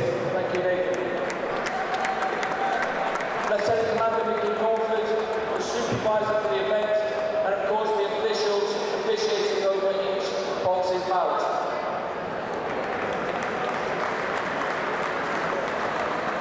Elior providing the food and the services for our VIPs, and all the businesses that are mentioned in your programmes for the kind donations that allow this type of event to happen.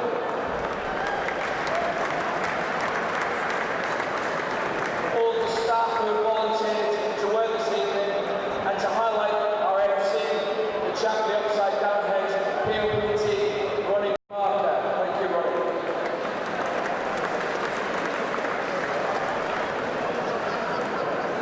The coaches and the dedication that they give to the boxers in the gym, but most importantly tonight, and I'm sure you'll all agree, and you've seen it from the event that we've had and the ferocity of these boxers, this is all about the boxers. So please, show your gratitude to the boxers who stepped into this ring tonight. Absolutely amazing.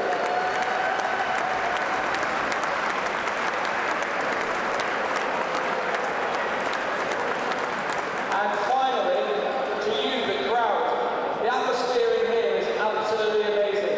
You've supported, irrespective of the service you've supported this evening, but you've supported all of our boxers and created this event for them. So thank you very much. Please, everybody, continue to support service boxing. Thank you very much.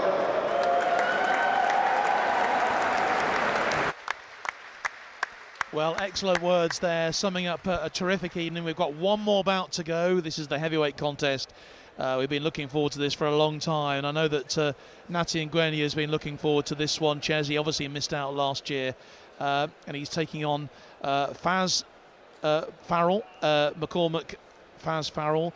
This could not be a bigger contrast in terms of experience and age, whatever, but what Farrell maybe misses out on in terms of experience, he's certainly got the fitness level. He's been prepared.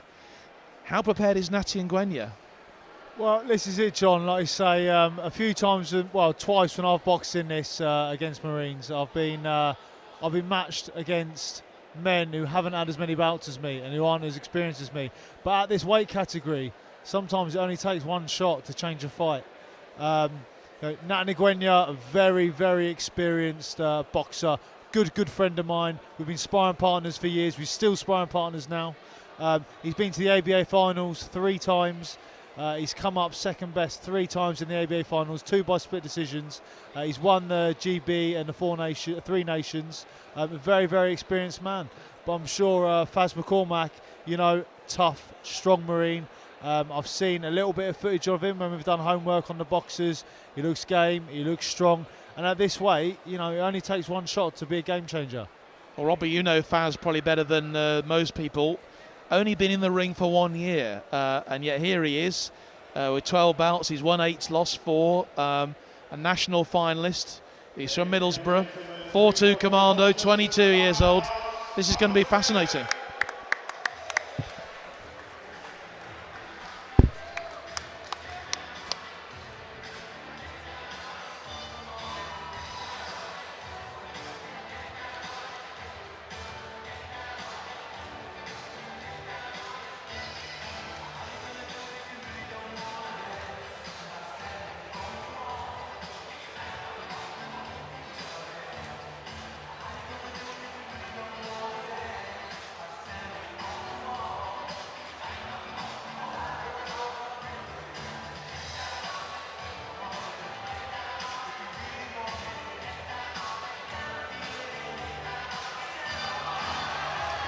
And here they come.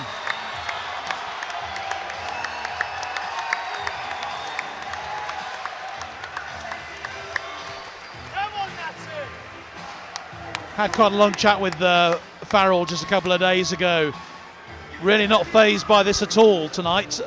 Just said he can't wait to get in. He says, Natty knows nothing about me whatsoever.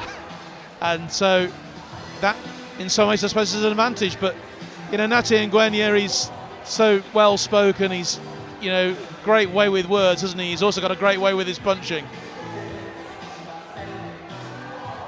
Yeah, Faz has got nothing to lose tonight. He's up against a lot more experienced lads with Natty, but he's right. He's got nothing to work on really on game plans because he doesn't know anything about Faz. Natty had a couple of tough bouts in the combines a couple of years ago against Nath Levers. Arguably, he could have gone the other way and we could have won the inter-services that evening. However, tonight he's up against a completely different boxer, and Faz is in there. He's got nothing to lose. He's one punch away potentially. Natty Ngwenya has been away from boxing for 7 months, doing his soldiering in the Brecon Beacons, I gather. Very glad to be back. He's obviously army fit. Is he boxing fit, Ches? Yeah, so he, you know, Natty was away getting his, he's on his full screw carder at Junior Brecon, 4.5 months. So he was away from the army team for about 6 months, but he's came back, he's cut the weight, he's been sparring, he's been looking good. And you know, Natty,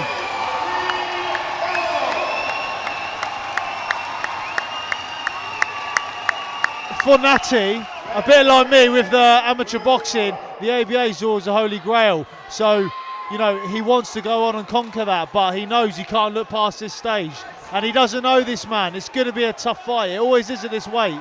So he's well prepared and he's not taking anything lightly. Well, officiating for this final bout this evening is the RAF's Ray Morley, one of the most experienced officials there is in British amateur boxing. And straight away, Farrell is seeing out his man, and Ngwenya. It's a big step up here for Faz. It really is. It's one of those moments where if he switches off, it's this sort of weight where that one punch, which Natty definitely has got the power in those hands, can stop that bout. If he can stay switched on and keep it tricky for Natty, keep him guessing all the time, he could have a little bit more success in it. Yeah, Natty, he's always been very athletic. When he first came to the team, he was 110 kilos. In his first season, he won the Development Combine Services, won the Development England Championships, then again won the Elite Combine Services and got to the Elite ABA Finals, all in the space of a year. A bit of an incredible story. After that, he dropped down to heavyweight, which is more which is a better weight for him because of his height. But as you can see, still very big for the weight and very powerful. And Ngwenya's 51st fight tonight. He's won 41 of them so far, lost 9. Both of these men, look how mean they are, look how determined they are in their faces. Two very contrasting men in terms of experience. But they're certainly going to be finding each other out tonight. A good jab established there by Natty. He has got very long arms for a man his height. Oh, that's he a great switched to combination. southpaw there, landed a couple of shots, lost his balance. Straight back to business though.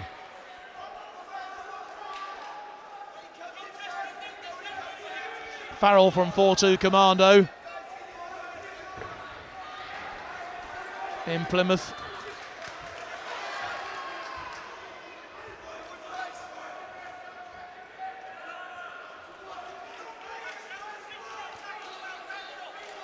Farrell doing some quite clever tricks there on the inside, leaning on Natty when his head was down, trying to suck the energy out of him. Bit of a pro trick that. Both men are boxing sensible here. Natty's behind the jab. Oh, what's a lovely good one. rear hand landed there by Natty.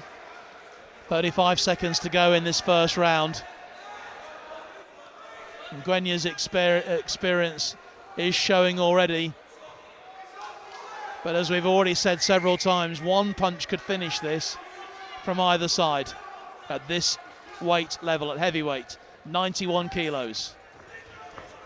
Natty there is, he's switching from southpaw to orthodox.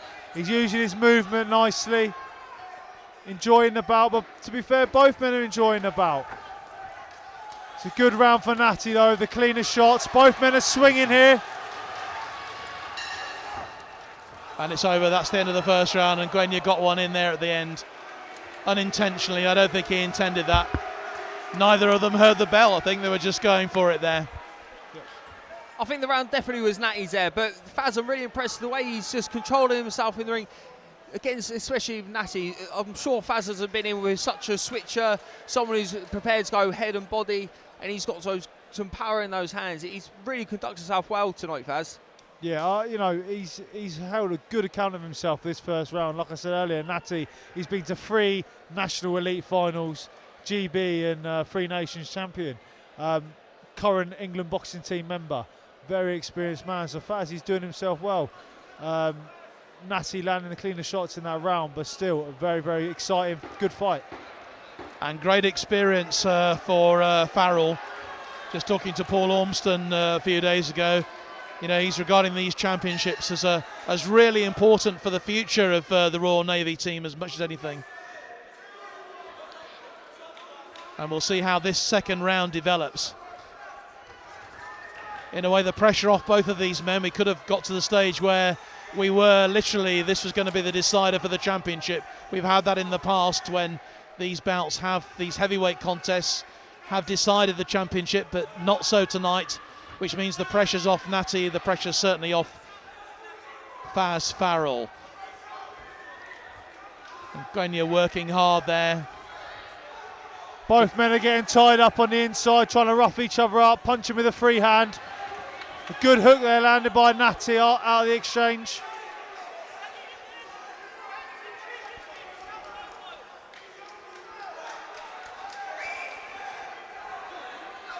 Natty just showing his experience. Every time he gets backed up on the ropes, there's nowhere for him to go. He can just tie Faz up. And Faz is a massive learning curve for him. It will take a lot from this belt. If he can just get back to beyond his jab and his long straight shots, try and get a big success and really take something from it. So, and Ngwenya just slipped a moment there, recovered his balance very well. See, Natty has that experience out of the clinch. He'll switch southpaw, then he'll throw the rear hand and the jab from southpaw. Again, switching there now to orthodox. A very tricky customer, especially for somebody who's had under 20 fights. Great experience for Faz, this. It really is. So difficult when you're up against a man who keeps switching from southpaw to orthodox. But Farrell, give him loads of credit here. He really is hanging on in there. He's certainly not outclassed at all at the moment. Just clever there from Faz, tying up Natty's right arm behind the back of the ref so he can't see, and then trying to work on the inside.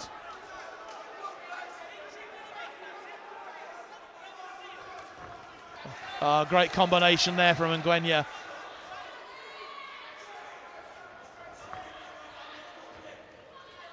Natty very tricky with his movement, coming under the arm, in and out of his footwork. Just 45 seconds left in this second round. Ngwenya gets another scoring punch there. Natty's established the jab nicely in this round. Clever from Natty as well. Every time that it will land a double jab with his left hand, Faz might try and get a little edge on it, and then he'll switch round and do the same thing with his southpaw jab. And this is what experience does for you. But Farrell still coming at him. Faz Farrell really acquitting himself well here. End of the second round. Good, you know, Natty Ngwenya is, in my opinion, edging both the rounds, but it's a good competitive contest still. And the Marine, he's on the front foot. His game is a badger, and you know he wants to fight, and it's good to see. I mean, that hunger is good to see. And Natty, just seeing that experience prevail a bit with some slick moves, switching, doing unpredictable work, and but it's good to see the Faz on the front foot and his game. What do you think he'll do in this final round, Robbie? Do you think he'll really go for it, or, you know, when you're up against such a quality, you know, opponent as Natty Ngwenya, it's very difficult to establish any sort of control, isn't it? Yeah, I think Faz needs to go forward now and really just try and take it to him this last round. But we all know that Natty's a very dangerous opponent. So if Faz has been potentially for him to try and use his jab, use his backhand, just use all those shots that he's learned up in the gym, and just try and get the success from him. So the final round of the 2019 Inter-Services boxing competition here in Portsmouth. And it's Natty Ngwenya very much in the ascendancy here against his young, inexperienced opponent in Faz Farrell. But Farrell, as we've said, is coming at his man. He's not going to give 1 quarter here to the more experienced opponent.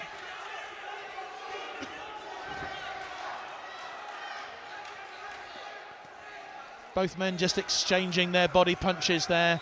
Back onto the ropes again, but Farrell, who has a slight height advantage, I think, from where we're sitting anyway.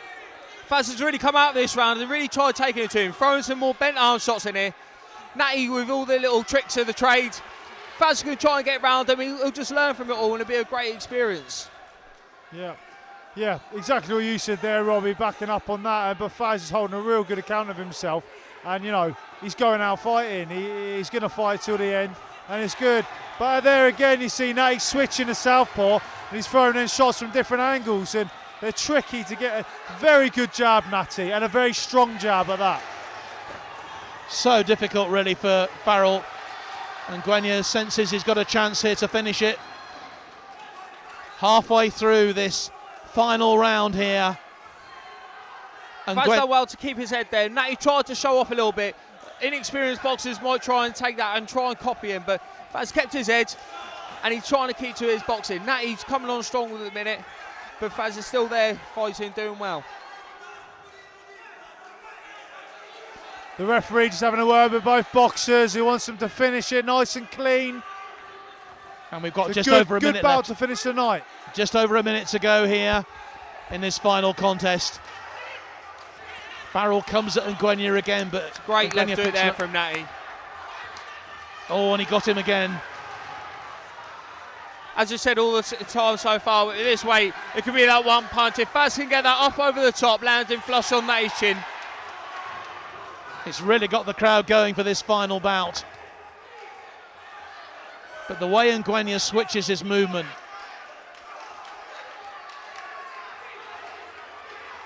Ray Morley just stepping in once more and just reminding Farrell to stick to the Queensberry rules. Natty Ngwenya landing some lovely clean shots before. It's just looking to land the cleaner shots and finish strong. Both men. Faz is going to go for it here though. The clutches Final 10 seconds. Natty's looking for the clean work. And the referee just pulling them apart. It was just getting a bit flaily. And that actually is the end of the contest. Yep. The emotions right. We never even heard the bell. Emotions high there towards the end, but you know, it's boxing. It is a fighting sport. It happens. I'm sure both men will shake hands at the end. Of course they will.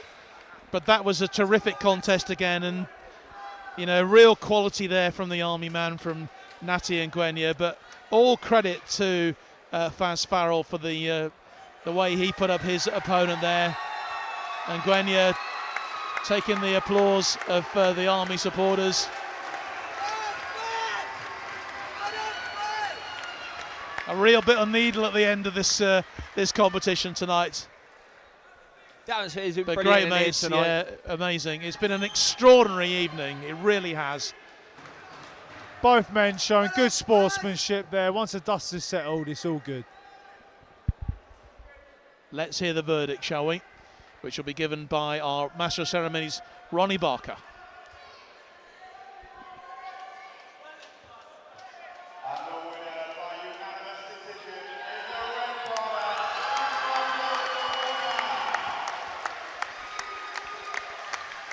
Well, we knew it was coming. He deserved it. And for Natty Ngwenya, after so long away, several months away, as we said, being a soldier, doing what he's trained to do in his Carter course, he'll be absolutely delighted with that, Ches, to come back into the ring, you know, so soon after his training, to back in the ring and getting a win like that. Yeah, fantastic stuff.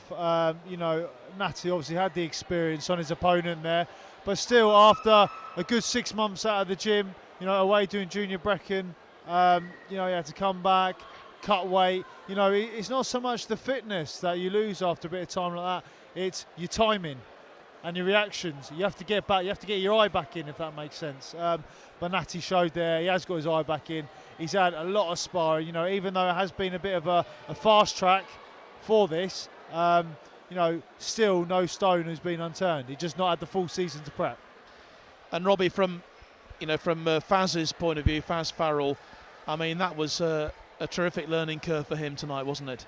Yeah, of course. Natty's had about four times amount of bouts of Faz, and he was in there till the end. He didn't have a shout for the win, but he boxed really well, and he's probably learned a lot of little tricks that Natty was teaching him tonight. He'll go away from this, watch it over, and the little bits, the little tricks that Natty was doing on the inside, tying him up and stuff, Faz can learn from that, and he'll be able to take that, and next year he'll be able to come on strong and then try and implement it himself. I mean, that ability to switch stances, you know, from southpaw is an incredibly difficult quality to have, isn't it? It's really difficult to be able to put that into practice. I think it's because me and Natty both do it. And I think it's because both of us have boxed up a super heavyweight against men that have been considerably a lot bigger and heavier than us. You have to turn up the skill a bit and make yourself as awkward and hard to hit as possible. So that's where I developed my switching style from. And Natty himself, he came down from super heavyweight to heavyweight. And, you know, it's the same with him. He's a skillful switch hitter, but can also pack a punch. Indeed. Well, in a moment we're going to have the final set of interviews, of course, which will be with the two boxers. And then we will have the presentation in the ring here, which hopefully you'll stick around for this evening to watch the end of what has been a terrific evening of boxing, which we hope that you have enjoyed here on Forces Network tonight. And it's not the end of our live sport as well. We've got a very special game of rugby to show you on Saturday afternoon over at Gloucester. Hopefully I'll tell you a bit more about that in a few minutes' time. And we'll also be back with live coverage of the Inter-Services Rugby from the Twickenham Stoop a week on Friday as well, with the Royal Navy against the Royal Air Force. That's all to come here, but for the here and now, let's go over to Kath, who is talking to the two boxers. Well, congratulations, boys. I mean, a fitting fight to end the evening. Faz, if you look at your fight card, not only about a quarter of what the amount of fight Natty's done, so you can learn a lot from that. Yeah, this fight was, it's a great experience for me to fight someone like Natty, who's been in the game for a very long time, for years. I think you've had how many fights you've had? 51. So for me, I've had 13 fights. It's a great experience for me. Just to get, it's an honour just getting in the ring with a lad who's had that many fights. It's all learned, all experience. And you feel you did yourself justice there. And the heavyweight, the last game of the last bout of the night is always a one to watch. Yeah, definitely always a one to watch. The crowd were amazing, also the gloves were thrown, everyone's cheering, going mental, so it was fantastic. And Natty, what have you got to say about your opponent? It was game, first of all. I respect anyone who set through them rocks. It takes quite a man and a woman to do sort of thing, and he gave me a run for my money tonight, I ain't gonna lie. And I know that this seals the deal for the Army. Quite fitting that you should end it as you're such a stalwart for the Army team. Sorry, say that again. Fitting that you should end for the Army team winning tonight as you're such a stalwart for the team. Yeah, I think us winning it 34 years in a run was getting a little bit dull, so us losing it last year gave us some motivation to come back and reclaim what was ours. I think people will look back in years and say, rather than the 34-year-old victory, losing it and winning it back again, I think it's a great comeback story for anyone that's been involved this year and last year with the Army boxing team. I agree, but I think one of the greatest thing about tonight, and perhaps what's shown in the last 2 years, is the fact that it's now truly an inter-services competition with all three teams turning up. Yeah, most definitely. Shout out to the RAF as well. They've done very well. Most of the time they don't even enter the competition, but this year it was quite big, and most of the boxers are stepping up their game, in which is what boxing is all about. It's being competitive. I'm proud to be part of the Navy boxing and proud to be here fighting tonight first. Yeah, very proud. I've come a long way with the Royal Navy boxing, so shout out to them. I was a novice a year ago, and now look where I am now, fighting lads like Natty. So yeah, it's fantastic. Okay. Guys, thank you so much, and thank you for finishing off such a superb night of boxing. Thank you. Congratulations. Well, two fine sportsmen showing their mutual respect for each other at the end of what's been an amazing evening here in Portsmouth, as Natty Ngwenya leaves the stage. Ladies and gentlemen, there are still 3 trophies left to present tonight. And to present those trophies, we're going to go back and now second to present those trophies. One more time, could you please welcome the boxers into the arena?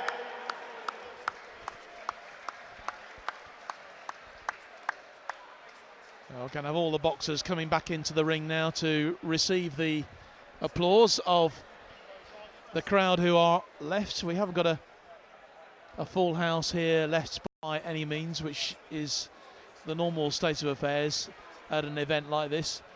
But those who are left are going to see the Army being reunited with the trophy that was theirs for 34 years. The Navy took it back. Robbie, I'm sure that, you're pretty disappointed about the fact that you've only held it for 1 year, but there's a lot of positives to be able to take from some of the performances that you've seen from your men tonight. Yeah, of course, it's been competitive for the last couple of years, and we've had a real good go at it. There's been a big turnaround of personnel with the Navy and Marine squad. We're going to be disappointed, but we knew tonight that it was going to be a very tough order to retain the title. It's all a big learning curve now and big build-up for the next season. And hopefully next season the team will get stronger, recruit a couple more lads in, and then people like Faz in that last bout, he's had a taste of it now. And with Kieran Chapman early on, it wasn't a competitive bout, the competition bouts, but he was here, he's on this show, and hopefully he'll want to be here in the future, and it will give the lads the hunger to get in and do it themselves again. And we must also, not discount the RAF, because they are getting better and better. I mean, that could easily have been 3 titles for the RAF again tonight. So close. Yeah, of course, like we said all along, the RAF will only enter lads really who are actually in the Eastern. They're not going to just chuck any numbers in just to fill spaces. All their lads tonight, even Brad, who was on the right end of the decision, they're all amazing, and hopefully in the future they'll have a bigger, better squad who will be able to compete, and maybe we might see their name on a trophy one day. So just the presentations being made now for the outstanding boxers of the night. which is being announced by Ronnie Barker. And the most gallant boxer, probably no surprise. Well, actually, it could have been very, very close, actually, thinking about it, because there were so many good bouts to choose from. You know, the Brad Chapman and Peter Love fight was absolutely outstanding. We also really enjoyed the Josh Plummer and Brad Axe, but Toby Osmond of the Royal Marines, Carnell Brown of the Army. Toby receiving his award for the most gallant boxer of the night.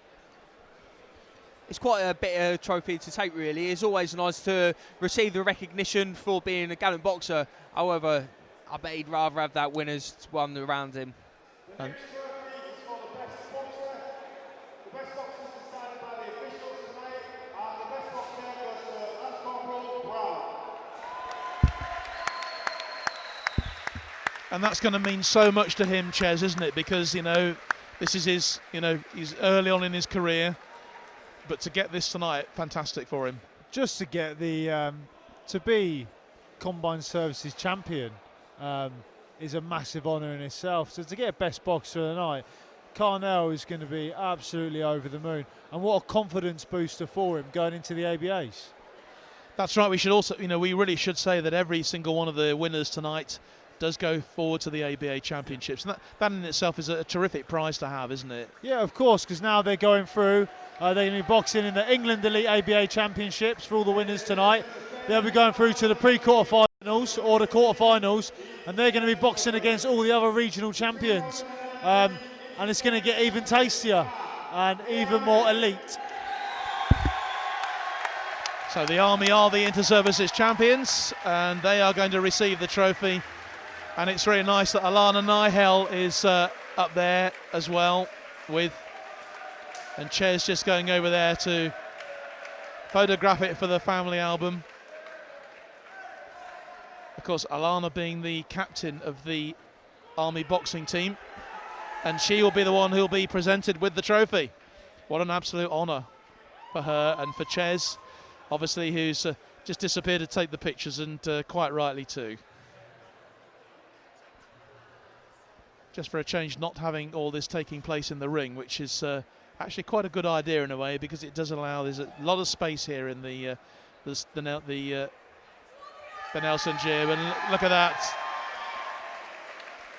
Just delighted to have that trophy back again.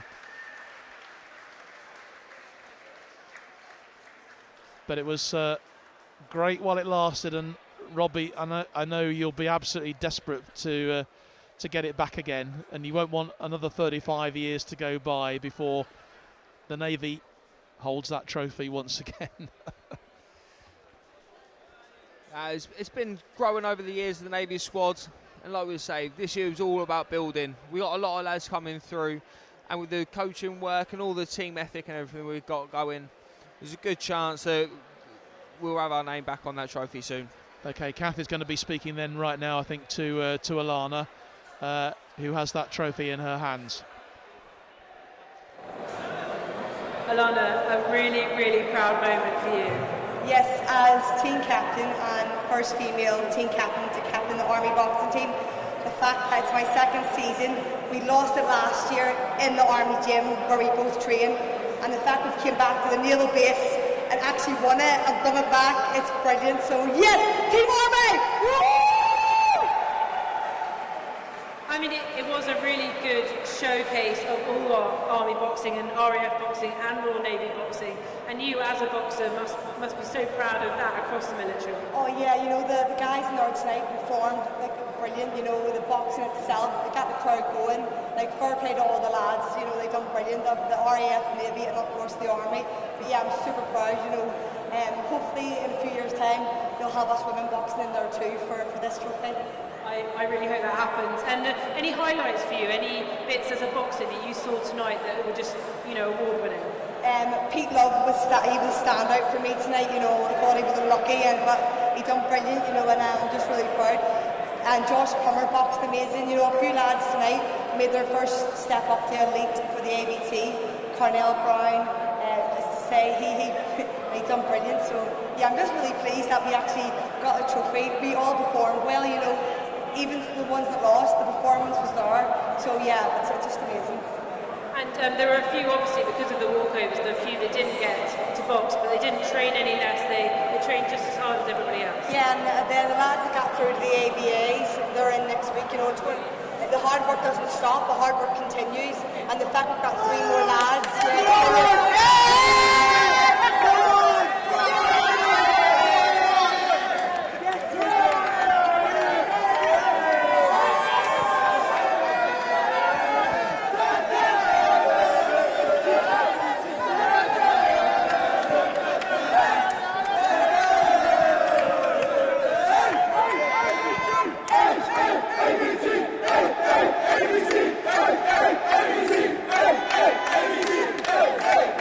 I think that's all we need to hear from now. Let's hand back to John.